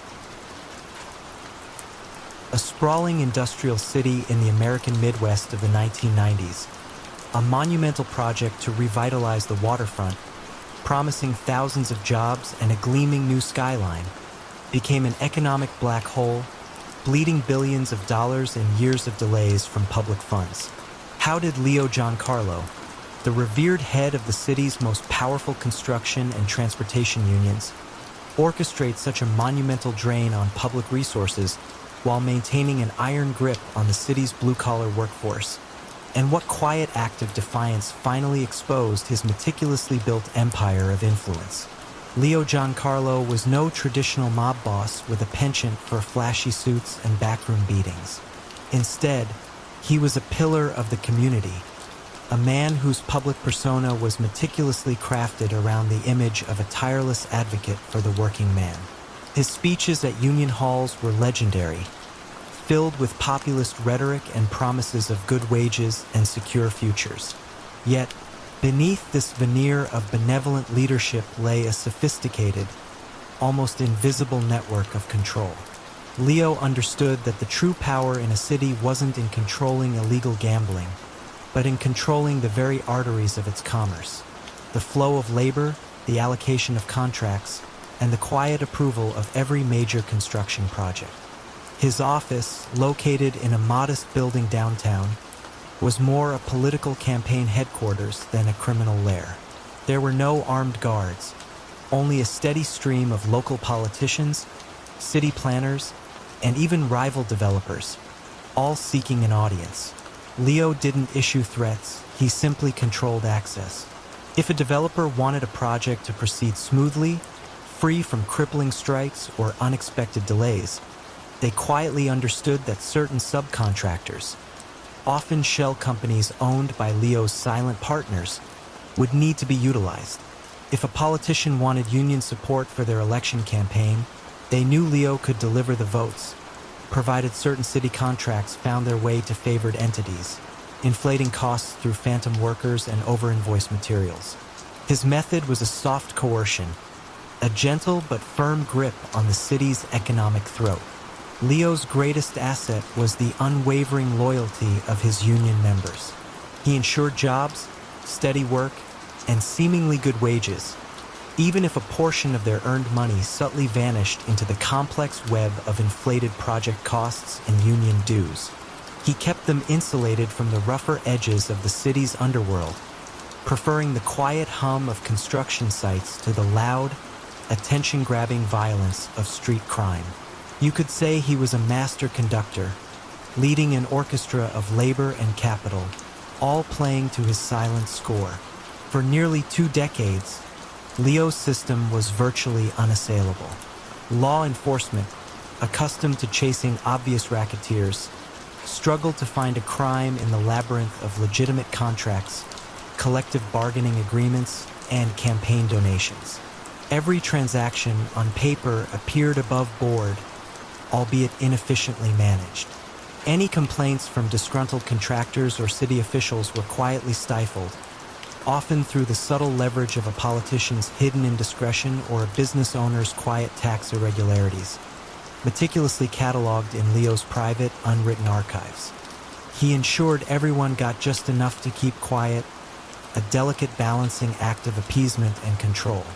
The unraveling began not with a grand exposé, but with a series of small, nagging frustrations from within the system Leo had built. Marcus Thorne, a diligent, slightly cynical state auditor, had been quietly tracking discrepancies in public works spending for years. He wasn't looking for corruption, but for inefficiencies. Yet, the patterns of cost overruns, the identical bids from multiple competing subcontractors, and the remarkable consistency of the union's support for specific, often controversial projects began to paint a picture that hinted at something deeper than mere inefficiency. Marcus had a keen eye for patterns, for the anomalies that hinted at unseen forces at play. The final, unexpected fracture came from Leo's own inner circle. A longtime union accountant, Evelyn Reed, a woman of quiet integrity who had grown increasingly uncomfortable with the subtle manipulations of the pension fund and the blatant use of ghost employees on city payrolls, began to quietly compile her own ledger. She wasn't seeking revenge or notoriety. She simply couldn't reconcile her conscience with the elaborate deception. Evelyn started by anonymously submitting small, seemingly innocuous tips to Marcus Thorne's office, directing him to specific contract numbers and payroll periods. These weren't bombshells, but tiny pieces of a larger puzzle, each hinting at a deeper financial irregularity. Marcus, now fully convinced that there was an unseen hand at work, used Evelyn's anonymous clues to secure a warrant for a comprehensive audit of the union's financials and several associated construction firms. This was not a police raid, but a methodical, paper-driven investigation. The auditors peeled back layers of shell corporations, offshore accounts, and carefully disguised transactions. It was a slow, deliberate process, like dismantling a complex machine brick by brick. Leo Giancarlo was apprehended not in a dramatic standoff, but while delivering a routine speech at a union picnic mid-sentence, surrounded by the very men he claimed to champion. He showed no surprise, only a flicker of a knowing look as federal agents quietly escorted him away. His empire, built on silent control and the quiet manipulation of public trust, dissolved not with the roar of violence, but with the quiet rustle of investigative reports and the turning of ledger pages, a testament to the fact that even the most deeply embedded influence eventually buckles under the weight of accumulated truths. In the labyrinthine streets of 1960s New York, amidst the clatter of typewriters and the murmur of financial district dealings, a seemingly innocuous accounting firm on Exchange Place became the quiet heart of a criminal empire. How did the meticulously ordered ledgers of Sterling and Associates become the blueprint for one of the most sophisticated racketeering operations the city had ever seen? The man behind Sterling and Associates was Arthur Sterling, a figure so unremarkable in appearance that he seemed to vanish into the cityscape. He wore impeccably tailored but muted suits, spoke in a measured baritone, and his only discernible vice was a penchant for obscure classical music. Yet Arthur was no mere accountant. He was the architect, the quiet strategist who understood that true power lay not in overt displays of force, but in the intricate dance of numbers and the silent leverage of debt. He saw the traditional, violent methods of the established families as archaic, inefficient, and, most critically, too loud. His vision was a silent, self-sustaining organism, one that could funnel illicit gains through a dozen legitimate businesses, cleanse them through international transfers, and reinvest them into an ever-expanding portfolio of laundromats, garment factories, and even legitimate construction companies. Arthur's genius lay in his meticulous planning. He didn't demand protection money. He offered investment opportunities. He didn't threaten. He highlighted the myriad benefits of partnership, subtly weaving in the potential disadvantages of non-cooperation with a soft, almost sympathetic tone. For instance, a struggling restaurant owner might receive an offer of a low-interest loan from a Sterling-affiliated credit union, contingent on using a Sterling-owned linen service or food supplier. The terms seemed too good to refuse, slowly drawing the business into a web of dependence, where profits were siphoned off through inflated invoices and phantom services. This quiet coercion was Arthur's signature, a gentle tightening of the financial noose that left his victims feeling obligated rather than terrorized.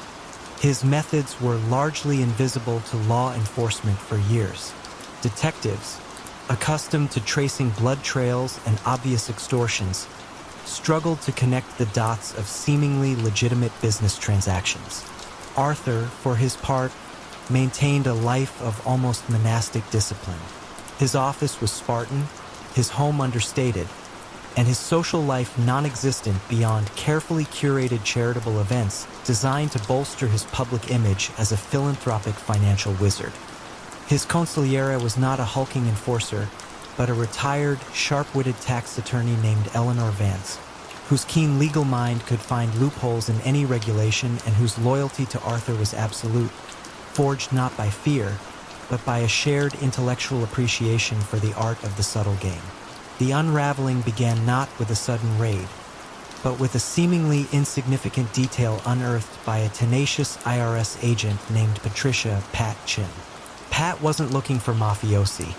She was tracking unusual patterns in commercial laundry services across multiple states, an anomaly that hinted at sophisticated tax evasion. What started as a simple audit of a small chain of laundromats in Queens soon spiraled into a decade-long quiet obsession. Pat noticed that these laundromats consistently reported razor-thin profit margins despite high volumes, and their expenses included exorbitant fees to a shell company in the Cayman Islands, managed by Sterling and Associates. It was like tracing a single thread in a vast, tangled tapestry. Pat worked quietly, methodically, building her case file piece by painstaking piece, connecting the dots between seemingly unrelated businesses. A wholesale bakery, a struggling trucking company, a real estate development. Each entity, when examined closely, revealed a hidden tributary leading back to Sterling and Associates.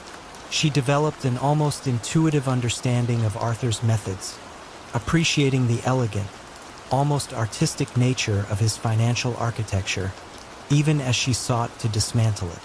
It wasn't about violence for Arthur. It was about control, about seeing the entire city as a vast ledger waiting to be balanced in his favor. The final piece of the puzzle came from an unexpected source: Eleanor Vance. Not a betrayal in the dramatic sense, but a quiet, almost melancholic shift in loyalty. Eleanor, facing a severe, undisclosed illness, began to feel the immense weight of their elaborate construct. In her final days, she left behind an encrypted ledger, a digital key hidden within a seemingly innocuous piece of classical sheet music. It wasn't a confession, but a challenge, a final intellectual game.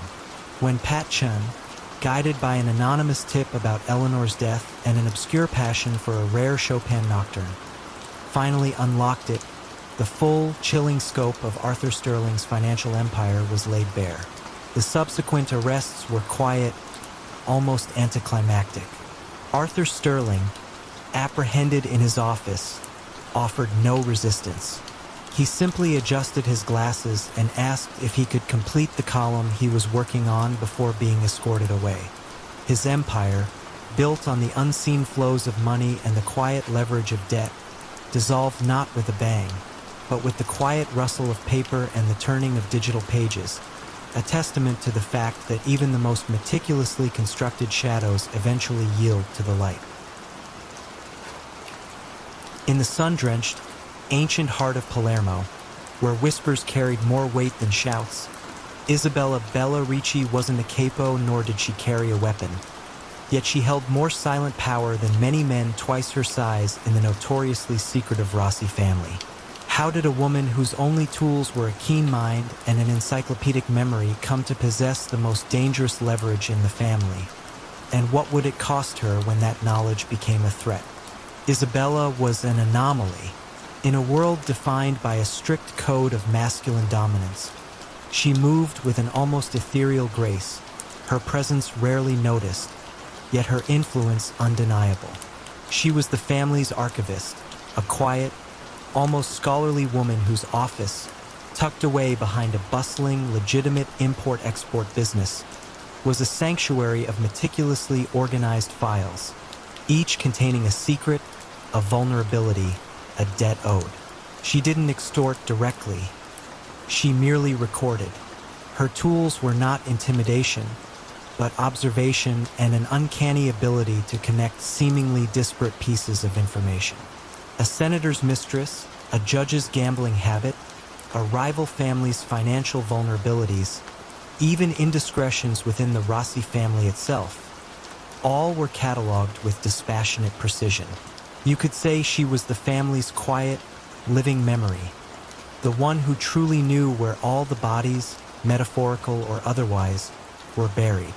The patriarch, old Don Vittorio Rossi, a man whose word was law and whose gaze could freeze blood, recognized Isabella's unique value.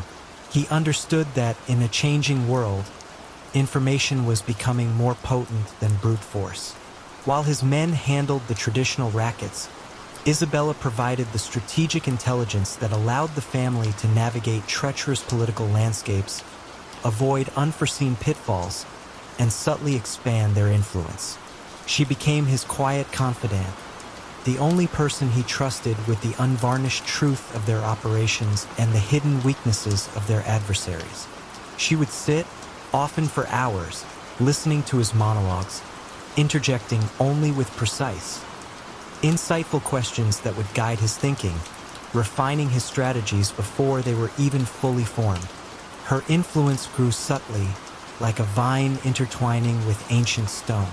When a new mayor needed persuading, Isabella would provide the delicate details of his offshore accounts or his child's secret academic struggles, allowing the family to apply gentle, silent pressure. When a rival family seemed poised to encroach on their territory, Isabella would supply the intelligence on their internal divisions, providing the Dawn with the exact leverage needed to sow discord from within. She never issued threats, never even met the targets of her meticulously gathered data. Her power was in the unseen, the information that allowed others to act with surgical precision. She became so indispensable that even the most ambitious young capos deferred to her, recognizing that Isabella's quiet whispers to the Don carried more weight than their loudest demands. However, as Don Vittorio aged, his health failing, a new generation began to jockey for position. His nephew, Marco Rossi, a man of modern sensibilities and a more ruthless ambition, started to question the extent of Isabella's knowledge.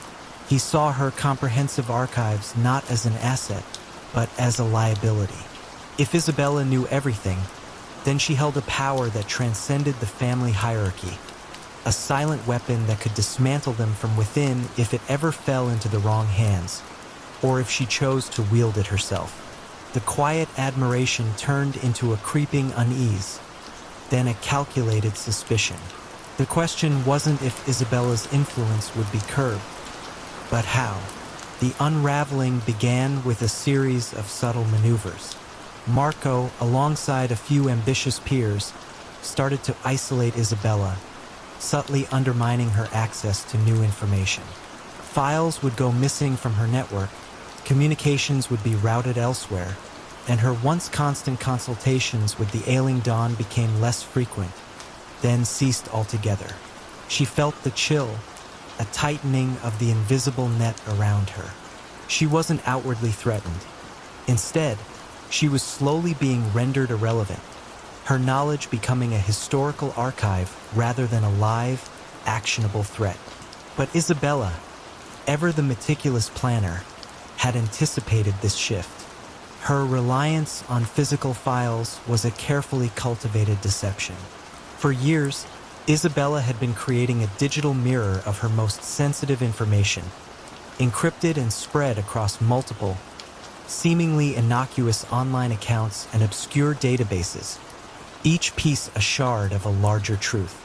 She had foreseen that a physical archive, no matter how secure, would eventually be compromised. Her final act of quiet rebellion was not a betrayal in the traditional sense, but a strategic disappearance, a carefully planned vanishing act. The morning the Rossi family came to retire her, Isabella was gone. Her office was immaculately tidy, devoid of any incriminating evidence. All her physical files, centuries of secrets, were found shredded or incinerated. But weeks later, a series of anonymous, encrypted data packets began to surface in unexpected places. An expose on a crooked judge appearing on an independent journalism site, a detailed financial breakdown of a rival's offshore accounts landing in a prosecutor's anonymous tip box, and even a cryptic hint about Marco Rossi's own secret dealings appearing on a dark web forum. Each piece was too small to directly incriminate, but together, they created a growing ripple of distrust and panic within the family and its allies. Isabella had not sought to destroy the family, but to ensure that her knowledge, her true power, could never be fully contained or seized. She had made herself untraceable, a ghost in the digital ether, leaving behind a legacy of calculated disruption. The Rossi family, though still powerful, found itself perpetually looking over its shoulder, haunted by the quiet whispers of the information Isabella had set free, a testament to the fact that some secrets, once known, can never truly be buried. The hushed corridors of 1990s Washington, D.C., a man known only to a select few as the Whisperer, seemed to possess an uncanny ability to influence pivotal decisions, shaping legislation and corporate deals from the shadows. But how did this unassuming figure amass such profound leverage over the city's most powerful elite? And what subtle flaw in his meticulously constructed network eventually brought his empire of secrets crashing down? The man behind the moniker was Arthur Finch, a former congressional aide who had vanished from public life only to reappear as a ghost in the machine of influence. Arthur was not a physically imposing man. He dressed in unremarkable grays and blues, spoke softly, and possessed a gaze that seemed to absorb every detail without revealing a flicker of his own thoughts. His brilliance lay in his profound understanding of human weakness. He didn't threaten with violence, he leveraged vulnerability. His currency was not money but discretion, or rather the lack thereof. He meticulously collected indiscretions. Not just illegal acts, but embarrassing personal failures, hidden financial dependencies, moral compromises, and quiet betrayals. These he compiled into detailed dossiers, each a potential lever to be pulled. You could consider him a master cartographer of the human psyche, mapping out every fault line. Arthur's method was insidious in its simplicity. He never directly approached his targets. Instead, he would pass carefully curated snippets of information to his silent partners within a loosely affiliated network of fixers and shadowy intermediaries. These intermediaries, in turn, would present the options to the influential figures: cooperate with a seemingly innocuous request, a vote on a specific bill, a favorable ruling on a corporate merger, a discreet appointment, or face the quiet, devastating exposure of their carefully guarded secrets. The beauty of Arthur's system, from his perspective, was its absolute deniability. No threats were ever uttered directly by him. No physical violence was ever sanctioned. His power was purely psychological, the slow, agonizing squeeze of reputation and career. His network of intelligence gathering was equally subtle. He employed a handful of former researchers and disillusioned government clerks, all quiet, intelligent individuals with a knack for piecing together seemingly unrelated public records, social media whispers, and whispered confidences from exclusive DC gatherings. These were not cloak and dagger agents, but patient, diligent information gatherers who understood that a seemingly trivial detail, a forgotten divorce filing, a rare medical condition, a sudden surge in credit card debt, could become the fulcrum of immense leverage. Arthur would then synthesize this raw data, cross-referencing, verifying, and weaving it into the comprehensive narratives that formed his potent dossiers. His office, a minimalist space overlooking the Potomac, contained little more than a powerful computer and an extensive digital library of human failings.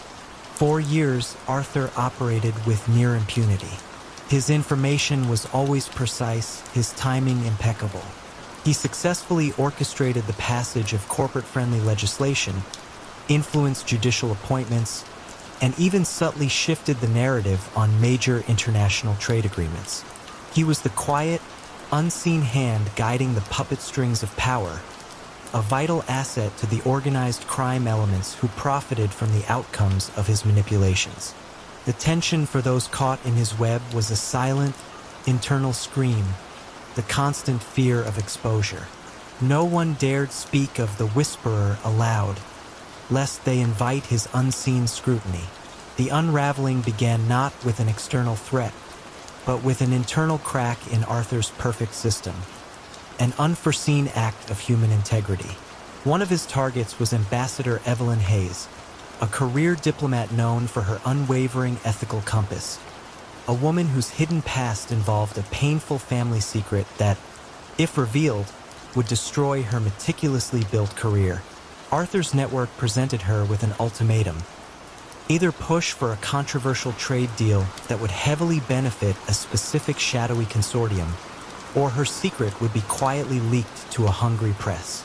Ambassador Hayes, after days of agonizing deliberation, made a choice Arthur had never truly factored into his calculations. She chose to expose herself, not by naming Arthur, for she couldn't, but by quietly confessing the core of her secret to a trusted, high-ranking colleague in the State Department, preempting the leak. Her career was indeed shattered, but her confession, stripped of direct accusation, sent a ripple of alarm through the intelligence community. Why would someone of her stature willingly self-destruct over an undisclosed personal matter? It hinted at coercion without explicit proof. This seemingly isolated incident caught the attention of Special Agent Sarah Jenkins, a quiet, analytical FBI agent known for her ability to connect abstract patterns. Jenkins wasn't looking for a traditional gangster. She was looking for a ghost.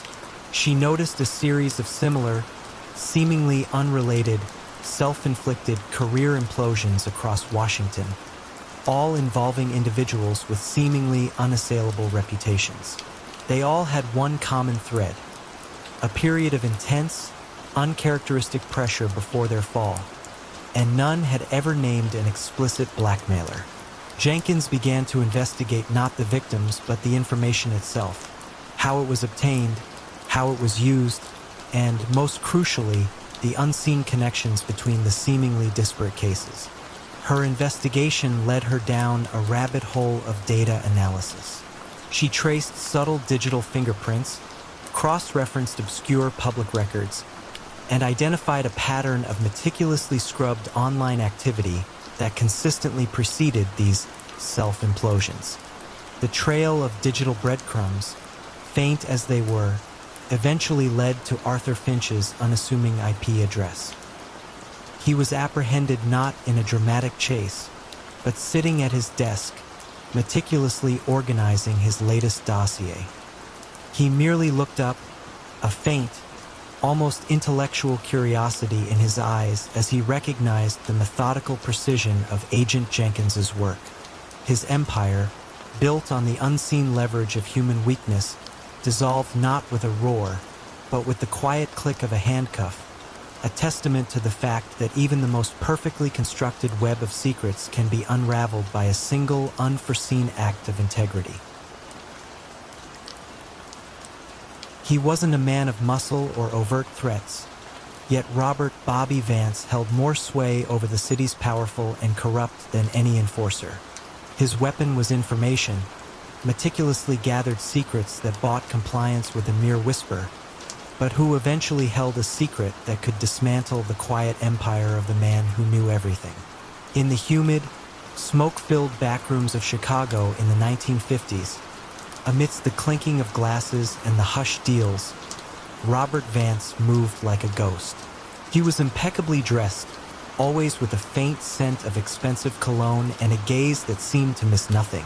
Unlike the loud, boisterous men who ran the rackets, Bobby Vance was a listener, a quiet observer.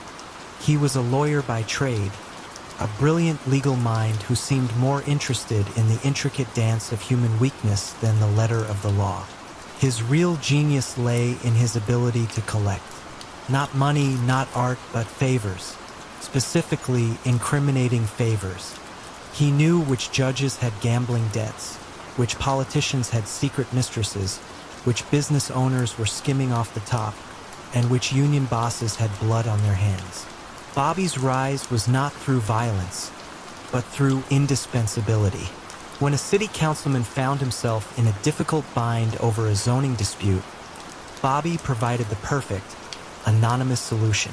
When a powerful construction magnate needed a rival's bid discreetly undermined, Bobby orchestrated it with precision, ensuring no fingerprints led back to the magnate.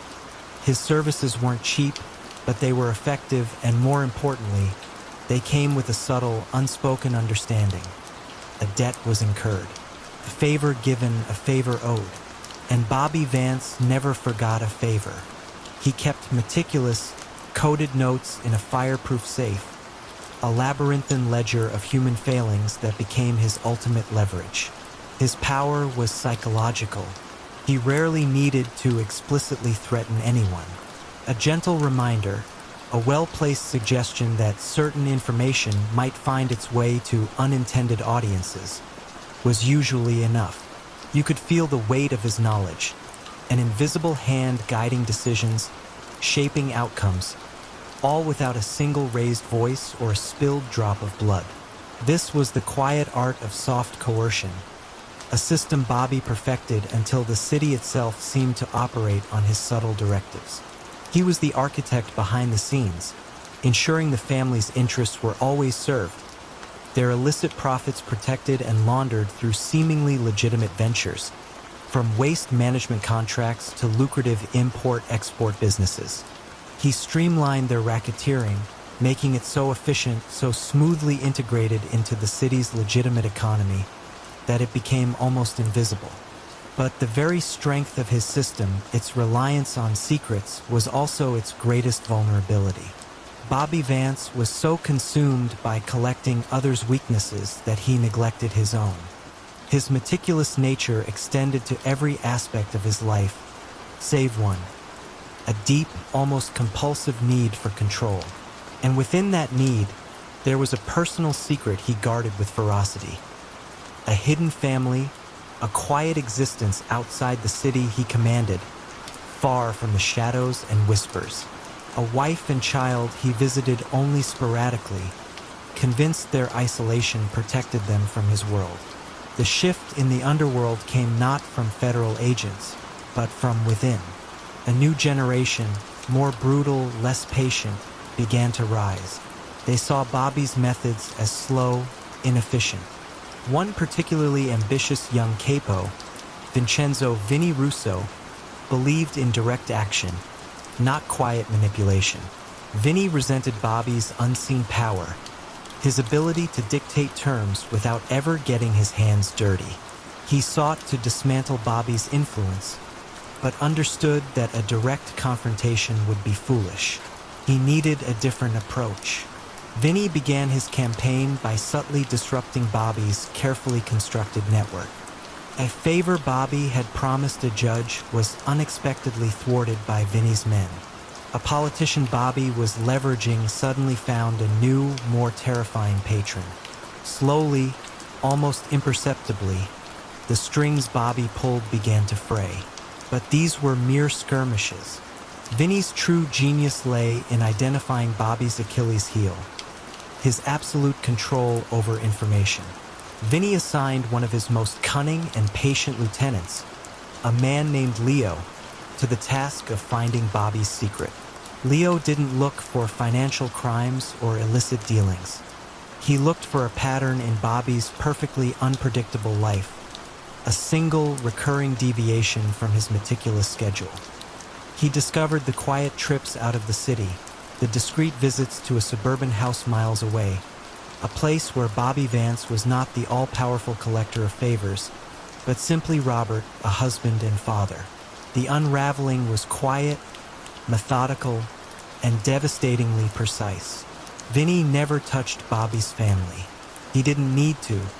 He simply ensured that the information that Bobby Vance, the cold, calculating man who held everyone's secrets, had a vulnerable, entirely legitimate life he desperately protected, became known to those within the family who were already chafing under Bobby's subtle dominance. It was enough. The power of secrets lies in their hidden nature. Once exposed, their leverage diminishes. Suddenly, those Bobby had controlled, those who feared his knowledge, saw a crack in his armor. They saw not a ghost, but a man with a human weakness. The whispers started not about the secrets Bobby held, but about the secret he kept. His influence waned. His calls went unanswered. His favors were no longer reciprocated. No one arrested him. No one killed him. He simply ceased to be indispensable. He was just a lawyer who knew too much, but no longer controlled it. The last anyone truly saw of Robert Vance in his former capacity was a quiet figure, perfectly dressed as always, walking out of his downtown office for the final time, carrying a small, anonymous briefcase. The elaborate ledger of secrets was never found, but the quiet certainty was that the master manipulator, the collector of favors, had finally found himself disarmed by the one secret he could not leverage: his own. What became of him, and those he had quietly controlled, remained a story whispered in the city's shadows, a testament to the fact that even the most formidable power can crumble with the revelation of a single human truth. The seemingly benevolent neighborhood credit union, offering surprisingly low-interest loans to struggling small businesses, was seen by many as a godsend in a tight economy. Yet, beneath its comforting facade of community support, Every loan granted, every handshake agreement, came with a hidden price. What subtle threads of obligation were spun with each dollar advanced, and what unforeseen consequence ultimately unraveled this carefully constructed web of financial control. Don Luca, the lender Mancini, was not a man of overt threats or violent displays. In the bustling Italian-American enclaves of 1970s Boston, he moved with the quiet dignity of a respected elder, often seen at church functions or local festivals, always ready with a kind word and a helping hand. His true domain, however, was finance. Luca had, over decades, built an empire not through coercion by force, but through coercion by credit. He understood that in a community dependent on trust and interconnectedness, the most effective chains were forged not of iron, but of debt. He believed that true power lay not in what you took, but in what you quietly gave, knowing it would always be repaid with interest. Luca's ascent began during tough economic times when legitimate banks were hesitant to lend to small, family-owned businesses. He stepped into this vacuum, offering loans with remarkably favorable terms, often requiring little collateral beyond a man's word. But embedded in these seemingly generous agreements were unspoken clauses, a quiet understanding that the business owner would, when called upon, offer a favor, perhaps a safe house for an associate, a temporary job for a family member, or a discreet channel for moving illicit funds through their legitimate enterprise. Over time, these favors compounded, creating an unbreakable web of reciprocal obligation and unspoken control. His criminal strategies were brilliant in their simplicity and devastating in their scope. The credit union, a legitimate front, served as the primary engine. Funds from illicit gambling operations and petty racketeering were laundered through the credit union as legitimate deposits, then lent out to deserving or strategically chosen members of the community. The repayments, now clean, generated further legitimate income. Beyond this, the loans themselves became instruments of leverage. A restaurant owner who received a loan to expand might suddenly find themselves obligated to buy all their produce from a particular supplier, a company secretly owned by Luca. A trucking company might find itself volunteering its vehicles for late-night, untraceable deliveries. The interest on these loans was often paid not just in cash, but in loyalty, silence, and indispensable cooperation. Within the intricate hierarchy of organized crime, Luca navigated power struggles with a quiet, unassailable authority. He rarely engaged in direct confrontations. Other families might control drug distribution or protection rackets, but Luca controlled the very financial lifelines of countless small businesses that formed the bedrock of the community. When a rival capo tried to muscle in on his loan-sharking territory, Luca wouldn't send enforcers. Instead, he would simply arrange for the rival's key associates to find their lines of credit mysteriously cut off, their legitimate businesses facing sudden, inexplicable bankruptcy. His power was derived from the quiet, pervasive financial dependency he had fostered, making him indispensable even to those who mistrusted his methods. The unraveling began not with a wiretap or an informant, but with a new, quietly ambitious federal auditor named Christine Davies. Christine, a young, tenacious professional with a background in forensic accounting, was assigned to a routine audit of credit unions in distressed economic areas. She wasn't looking for crime. She was looking for financial stability and regulatory compliance.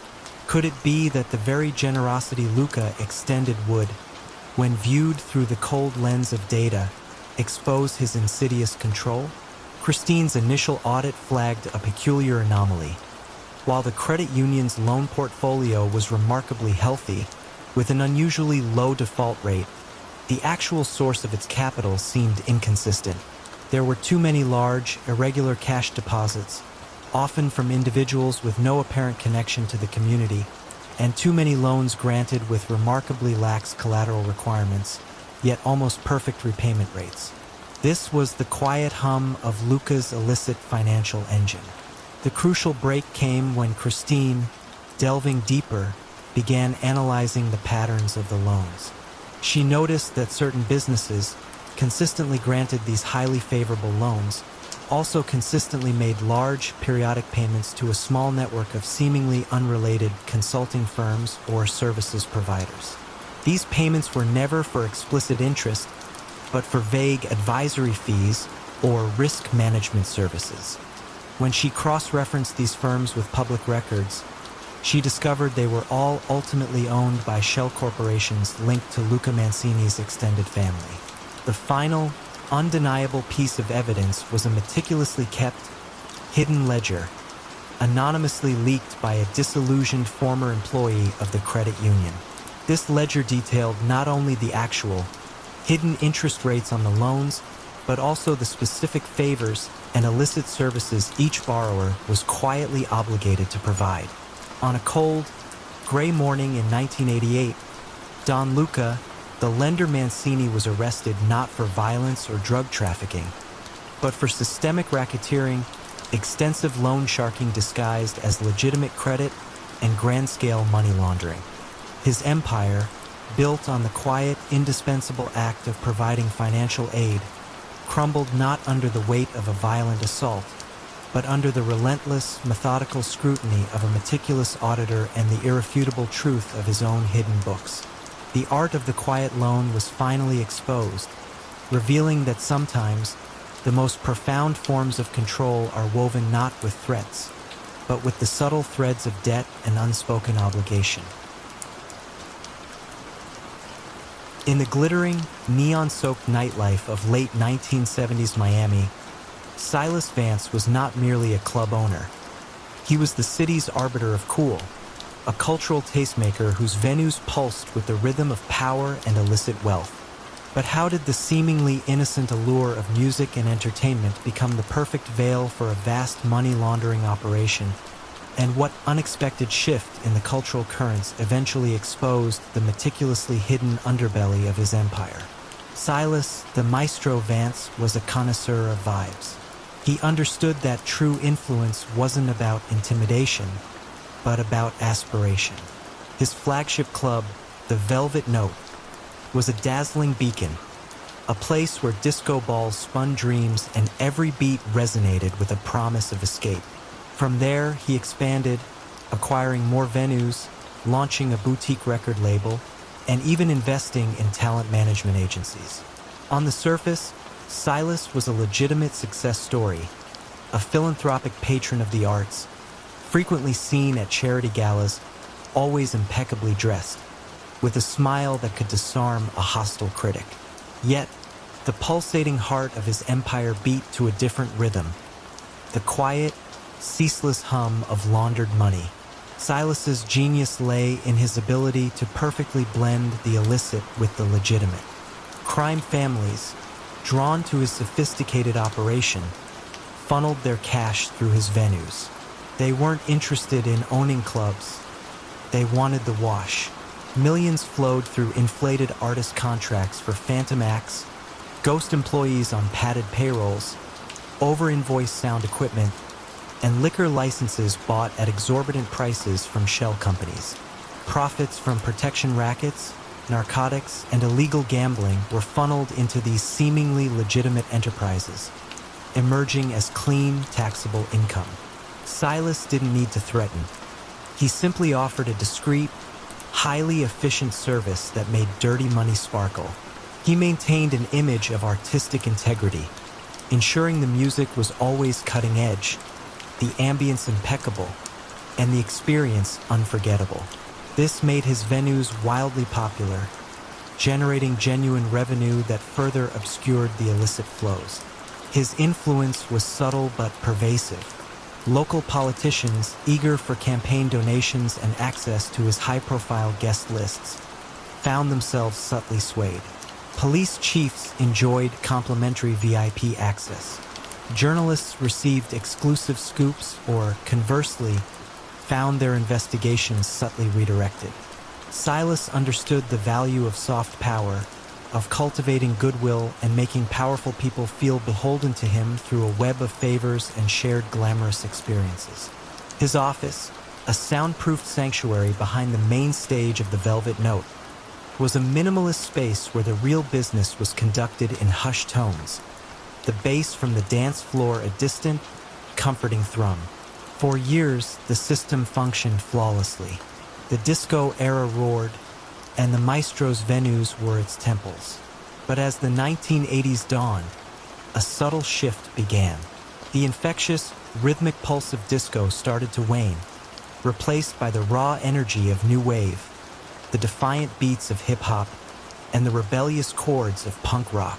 Silas, ever the businessman, tried to adapt, booking new bands, redesigning his spaces. But the magic was fading. His clubs, once packed, saw dwindling crowds, and his record label struggled to find the next big hit. This presented a critical problem for the laundering operation. The legitimate revenue streams were drying up, making it harder to absorb the vast sums of illicit cash without raising red flags. The demand for clean money from his silent partners, however, remained constant, even increased. Silas found himself under pressure, needing to push more cash through a less profitable pipeline.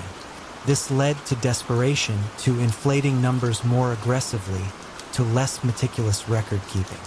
The first thread of the unraveling was pulled by a quiet, unassuming music critic named Lena Petrova. Lena didn't care about crime. She cared about authenticity. She noticed that while the Velvet Note still commanded high prices for its liquor and entrance fees, its once unrivaled cultural impact seemed to be diminishing. More strikingly, she observed that despite this decline, Silas Vance's financial empire seemed to be expanding, investing in new, seemingly unrelated ventures like luxury condos and obscure art galleries. Her journalistic instincts, honed by years of analyzing industry trends, told her something was amiss. The numbers simply didn't add up for a fading cultural institution. Lena began a quiet, personal investigation, not for a crime expose, but for a story about the changing face of Miami's nightlife. She dug into corporate filings, property records, and obscure tax documents. She tracked the ownership of shell corporations and noticed a recurring pattern of inflated values and unusual cash injections. She didn't find direct evidence of money laundering, but she built a compelling, statistically improbable case that Silas Vance's declared income from entertainment could not possibly sustain his expanding real estate and art portfolios.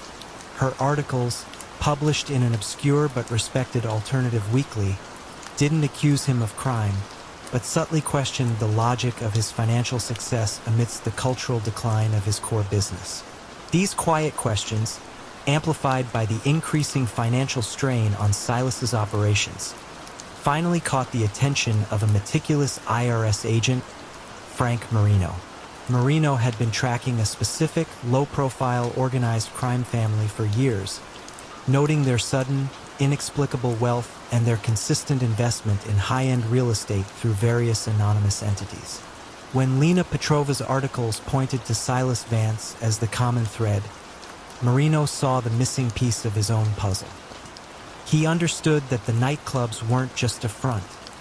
They were the engine of the laundering, and their legitimate decline made the illicit activity starkly visible. The investigation was quiet, forensic, focusing purely on financial flows and corporate structures.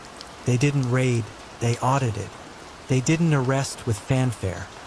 They presented an irrefutable mountain of financial irregularities. Silas Vance was apprehended in his private office at the Velvet Note, not during a vibrant Saturday night, but on a quiet Tuesday morning, surrounded by framed platinum records and faded photographs of celebrities. He offered no resistance, only a weary sigh as he looked out at the dormant dance floor. His empire, built on illusion and the quiet hum of laundered money, dissolved not with a dramatic crescendo, but with the quiet click of a briefcase being shut and the rustle of official papers. a testament to the fact that even the most captivating performance eventually ends when the true score is finally revealed. The Union Hall, typically a place of boisterous camaraderie and preordained consensus, buzzed with an unfamiliar undercurrent of tension. A routine vote on a new pension fund allocation, usually a unanimous formality, was met with an unprecedented number of abstentions, a rare crack in decades of seamless control. What hidden network of fear and leverage allowed one man to command loyalty from thousands, and what subtle shift in the winds of power finally made it falter? Frankie, the foreman Santini, was not a man built for the spotlight, yet his shadow stretched across every major construction site in the city. From the grimy docks of the waterfront to the gleaming steel skeletons of downtown skyscrapers, nothing was built without Frankie's tacit approval. Since the early 1950s, he had presided over the city's largest construction union, a seemingly benevolent figure who had consistently secured high wages and robust benefits for his members. To the public, he was a labor champion. To those who truly understood the city's underbelly, he was the silent, indispensable cog in the machinery of organized crime. He rarely raised his voice, yet his commands resonated with an unsettling finality. Frankie's ascent was a testament to his unique understanding of human frailty. He didn't rely on intimidation or overt violence. Instead, he built what was known as the Whisper Network, an intricate, pervasive system of information gathering. Every union steward, every site manager, every disgruntled worker eventually found themselves drawn into Frankie's orbit, willingly or unwillingly becoming his eyes and ears. He amassed meticulous dossiers on thousands of union members, their hidden debts, their family squabbles, their minor legal infractions, their secret gambling habits, their unspoken ambitions. He understood that true power lay not in threats, but in vulnerabilities. This information allowed him to ensure union contracts went to mob-affiliated companies, to skim millions off projects through inflated invoices for phantom materials, and to facilitate the quiet movement of stolen goods or illicit materials through supposedly secure construction sites. His coercion was soft, almost imperceptible. The subtle denial of a promotion, the sudden reassignment to an undesirable job, the quiet blacklisting that left a man without work, all without a single word of explanation. His strategies for criminal enterprise were masterpieces of quiet integration. He would negotiate union rates for a new high-rise project, subtly inflating labor costs which were then funneled back to him through dummy corporations set up as consulting firms. Any company that refused to use the union's recommended suppliers would find their work sites plagued by unexplained delays, sudden equipment breakdowns, or inexplicable walkouts. Frankie's most effective tactic was his ability to make problems simply disappear or appear. A troublesome building inspector might suddenly find his past indiscretions exposed, or a rival construction firm might face a crippling series of unforeseen environmental regulations. Within the larger criminal landscape, Frankie navigated the treacherous waters of power struggles with a quiet finesse. He made himself indispensable to various crime families by guaranteeing labor peace and reliable conduits for their schemes, from moving contraband disguised as construction materials to providing ghost jobs for their associates. His influence was a silent currency. When a new, more aggressive capo sought to assert control over the construction racket, Frankie wouldn't resist directly. Instead, he'd subtly leak compromising information about the capo's operations to a rival family, or arrange for their key construction projects to suffer debilitating, inexplicable delays. His greatest strength was his ability to inflict pain without leaving fingerprints. The unraveling began, not with a bang, but with a whisper that grew steadily louder. A persistent federal investigator, Agent Davies, had spent years trying to crack the code of corruption in the city's construction industry. He had informants, but they always hit a wall when it came to Frankie Santini. Everyone feared him too much to speak directly. Davies had focused on financial fraud, but the numbers were always too clean. Could the key to breaking this iron grip lie not in the money, but in the silences? The first significant crack emerged from an unexpected source: a series of anonymous tips regarding a forgotten storage unit used by the Union. The tips weren't about money or drugs, but about files, mountains of old personnel files, disciplinary records, and union membership applications. It seemed mundane, almost irrelevant. But Davies, a patient man with an instinct for anomalies, followed the trail. He found not just formal records, but also meticulously organized, handwritten notes and transcripts of conversations, some seemingly innocent, others chillingly incriminating. These were the raw materials of Frankie's Whisper network. The crucial break came when a longtime, seemingly loyal union secretary, a woman named Maria, whose son had been denied a promotion after a minor political disagreement with Frankie, finally decided she had had enough. Driven by a quiet sense of injustice, she secretly provided Agent Davies with access to Frankie's hidden personal files. A treasure trove of detailed dossiers on hundreds of union members, complete with their secrets, vulnerabilities, and Frankie's personal notes on how each could be leveraged. It was not a financial ledger, but a human one, detailing a system of control built entirely on blackmail and quiet coercion. On a gray morning in 1995, Frankie Santini was arrested not for a specific act of violence or a massive drug deal, but for systemic racketeering and extortion based on the widespread manipulation of union members and businesses through his insidious information network. His power, built not on fear of the gun but fear of exposure, crumbled when the very mechanism of his control was laid bare. The Whisper network, once his greatest asset, became his undoing, proving that sometimes the most impenetrable fortresses fall not to a direct assault, but to the slow, methodical revelation of their silent foundations. Marco the Quill Santoro was the whisper in the ear of the most powerful man in the city, the unseen hand guiding the family's legal and strategic affairs for decades. But as the shadows deepened and the federal gaze intensified, could even his legendary loyalty withstand the pressure? Or would the weight of their secrets finally break his silent vow? In the early 1970s, amidst the gritty grandeur of New York City, Marco Santoro occupied a unique, almost ethereal position within the city's most formidable crime syndicate. He was not a bruiser, nor a charismatic leader of men. Instead, he was the mind, the strategist, the quiet voice of reason in a world often consumed by impulsive aggression. His office, a meticulously organized space in a discreet downtown building, was less a place of illicit dealings and more akin to a barrister's chamber, filled with leather-bound books, intricate legal texts, and the faint scent of pipe tobacco. Marco, with his silvering temples and calm, analytical gaze, was the consigliere, the trusted advisor to Don Carlo Moretti, a man whose word was law in a vast criminal empire. Marco's role was complex, delicate. He mediated disputes between hot-headed capos, drafted contracts that, on paper, appeared entirely legitimate, and found obscure loopholes in statutes that baffled seasoned prosecutors.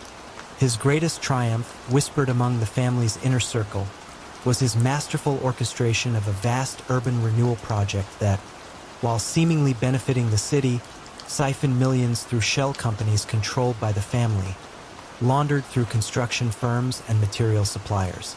You might have seen the gleaming new apartment towers rise, never suspecting the hidden currents of illicit wealth that built them. Marco ensured the paper trail was pristine, the legal maneuverings airtight. It was an intellectual exercise, a grand design, and Marco approached it with the detached precision of a master architect. The bond between Marco and Don Carlo was one forged not just in shared enterprise, but in decades of mutual respect. Don Carlo valued Marco's intellect, his calm under pressure, and his unwavering discretion. Marco, in turn, saw Don Carlo as a force of nature, a man who, despite his ruthless profession, possessed a certain old-world honor and a deep, if twisted, sense of loyalty to his own. Their conversations were often brief, punctuated by long silences, Yet each understood the other with an unspoken clarity. It was a partnership of immense power, built on the shifting sands of trust and fear. However, as the 1980s dawned, a new kind of pressure began to build. Federal law enforcement, armed with new RICO statutes and a renewed mandate, started tightening the noose around organized crime. The younger generation within the family, eager for quicker profits and impatient with Don Carlo's more traditional, cautious approach, began to chafe. This internal friction, more than any external threat, was what truly troubled Marco. He saw the cracks forming, the subtle erosion of the discipline that had always been their strength. The true test of Marco's unique position came with the Dockside Initiative. Don Carlo, influenced by a particularly aggressive capo, decided to make a dramatic move to monopolize the entire city's shipping and longshoremen unions. Marco advised against it vehemently. He saw the recklessness, the blatant exposure this would bring. Carlo, he had cautioned in a rare moment of direct confrontation, his voice a low hum. The quieter the ripple, the deeper the current. This will be a tidal wave. But Don Carlo, feeling the pressure from within and without, overruled him. He was a lion, aging perhaps, but still roaring, unwilling to be seen as cautious. The Dockside Initiative was a spectacular failure. It drew unprecedented federal attention, leading to wiretaps, informants, and an immediate grand jury investigation. Don Carlo, for the first time in his reign, was exposed. The feds, though struggling to connect the dots to Don Carlo directly, had amassed a mountain of evidence that, if properly leveraged, would devastate the family. They just needed the final, critical link. Marco found himself at a precipice. He knew the evidence that could tie Don Carlo directly to the Dockside Initiative existed, tucked away in a series of obscure ledgers and recorded conversations. He also knew that if he did nothing, the entire family, including many innocent relatives, would suffer the consequences. And then there was his own future. Could he survive the inevitable fallout if he went down with a sinking ship? His decision was not an act of overt betrayal, not a direct call to the authorities. Instead, it was a subtle, almost imperceptible shift in the flow of information. He knew the federal agent leading the case, a diligent woman named Agent Miller, was intelligent and relentless. Marco simply stopped obstructing one specific, tiny path of inquiry. He allowed a piece of misplaced documentation to resurface in a forgotten file, or perhaps he subtly steered a family associate, already under pressure, towards a specific, highly incriminating detail during their coerced cooperation. It was a slight nudge, a barely perceptible shift in the carefully constructed web of obfuscation he had spent decades weaving. The result was swift and devastating. Agent Miller, following the almost invisible breadcrumbs Marco had allowed to appear, finally found the direct link to Don Carlo. The indictment landed with the force of a thunderclap. Don Carlo Moretti was arrested, his empire fractured, his power shattered. Marco, still meticulously dressed, still calm, watched the news reports from his office, a single unreadable expression on his face. The family reeled, but surprisingly, many of its surviving members, even those who mourned Don Carlo, quietly acknowledged that Marco's actions, however ambiguous, had perhaps prevented a total collapse. He remained free, a silent sentinel, his legacy now inextricably linked to the empire's undoing. Was it the final, pragmatic counsel, or a quiet, calculated act of self-preservation? The question hung in the air, a testament to the complex, shifting loyalties of a world lived in shadow. The faint, almost imperceptible crackle on Judge Miller's secure landline, dismissed initially as an old circuit, was the first microscopic flaw in a network designed to be perfectly silent. How could such an omnipresent web of surveillance, capable of capturing the most private conversations, inadvertently leave such a subtle yet ultimately damning signature? Marco the Whisper Ricci wasn't interested in turf wars or street corners. His domain was the invisible airwaves, the silent currents of data that flowed through a city.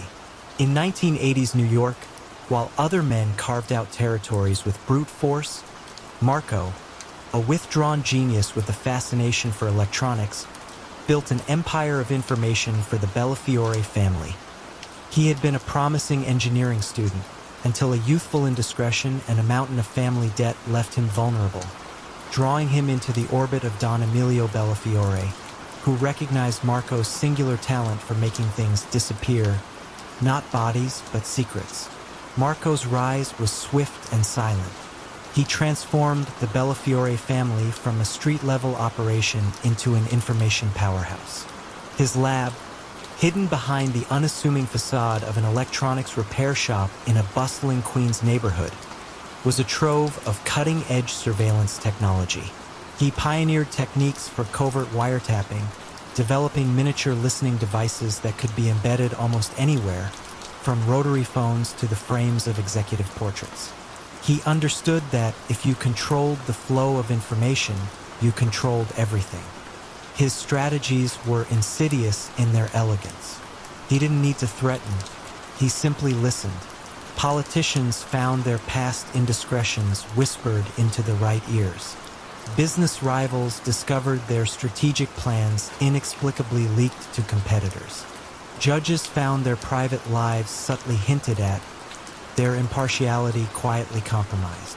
This quiet blackmail was far more effective than violence, creating a pervasive atmosphere of fear and compliance without a single punch thrown. The money flowed through ostensibly legitimate tech consulting firms, paid for security audits and communication infrastructure upgrades that were, in reality, funding Marco's vast eavesdropping operation. Every sensitive phone call, every confidential meeting, every whispered secret became a potential point of leverage, turning the city's elite into unwitting puppets of the Bellafiore family. Within the Bellafiore hierarchy, Marco was an enigma. He rarely attended meetings, preferring to work in his secluded lab, yet his influence was immense. When internal disputes arose, it was often Marco's meticulously gathered intelligence that tipped the scales, revealing a rival's hidden weakness or a betrayal no one suspected. He was the quiet oracle, his predictions always uncannily accurate because they were based on facts no one else possessed. This made him invaluable but also feared. Some of the older, more traditional capos distrusted his reliance on technology, seeing it as too impersonal, too modern. Yet, even they dared not cross him, knowing he likely held a secret that could destroy them. Could it be that the very secrets he collected would eventually lead to his own exposure? The unraveling began not with a targeted investigation, but with a new generation of federal agents. Agent Sarah Chun, a former cybersecurity analyst for the NSA, was assigned to a cold case involving leaked classified information, seemingly unrelated to organized crime. During her deep dive into network traffic anomalies, she kept encountering a strange, recurring digital signature, a faint, almost imperceptible packet echo, like a ghost in the machine, originating from seemingly disparate public and private networks across the city. It was the digital equivalent of Judge Miller's crackle, a minute signature left by Marco's sophisticated but ultimately imperfect tapping systems. Chun wasn't looking for the Mafia. She was looking for a pattern, a digital fingerprint. She built a sophisticated algorithm to trace these echoes, meticulously mapping their origin points. What emerged was a startling web of connections, linking politicians, rival businesses, and even high-profile law enforcement figures, all entities that had inexplicably fallen under the subtle sway of the Bellafiore family. The pattern was too precise, too pervasive to be random. The crucial break came when Chen, having narrowed down the geographical source of the echo, deployed a new, highly sensitive spectrum analyzer. It detected a consistent, low-frequency signal emanating from a discrete antenna array hidden within the facade of an old electronics repair shop. It wasn't a smoking gun, but it was the quiet hum of an entire operation. A quiet, unobtrusive surveillance team was established, simply observing the comings and goings, charting the quiet life of Marco Ricci. On a crisp autumn morning in 1996, the raid was swift and silent. There was no dramatic shootout, no desperate flight. Marco was found calmly working in his lab, surrounded by his intricate equipment, monitors displaying encrypted data streams. He offered no resistance.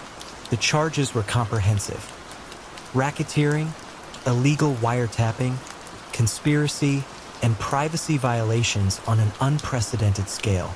His entire network, built on the premise of invisibility, was meticulously documented by his own devices and the subtle digital trails they left behind. The invisible listener, who had once held the city's secrets in his hand, found himself caught in the very web of information he had so carefully spun. His quiet reign ended not with a bang, but with the chilling silence of his own exposed secrets.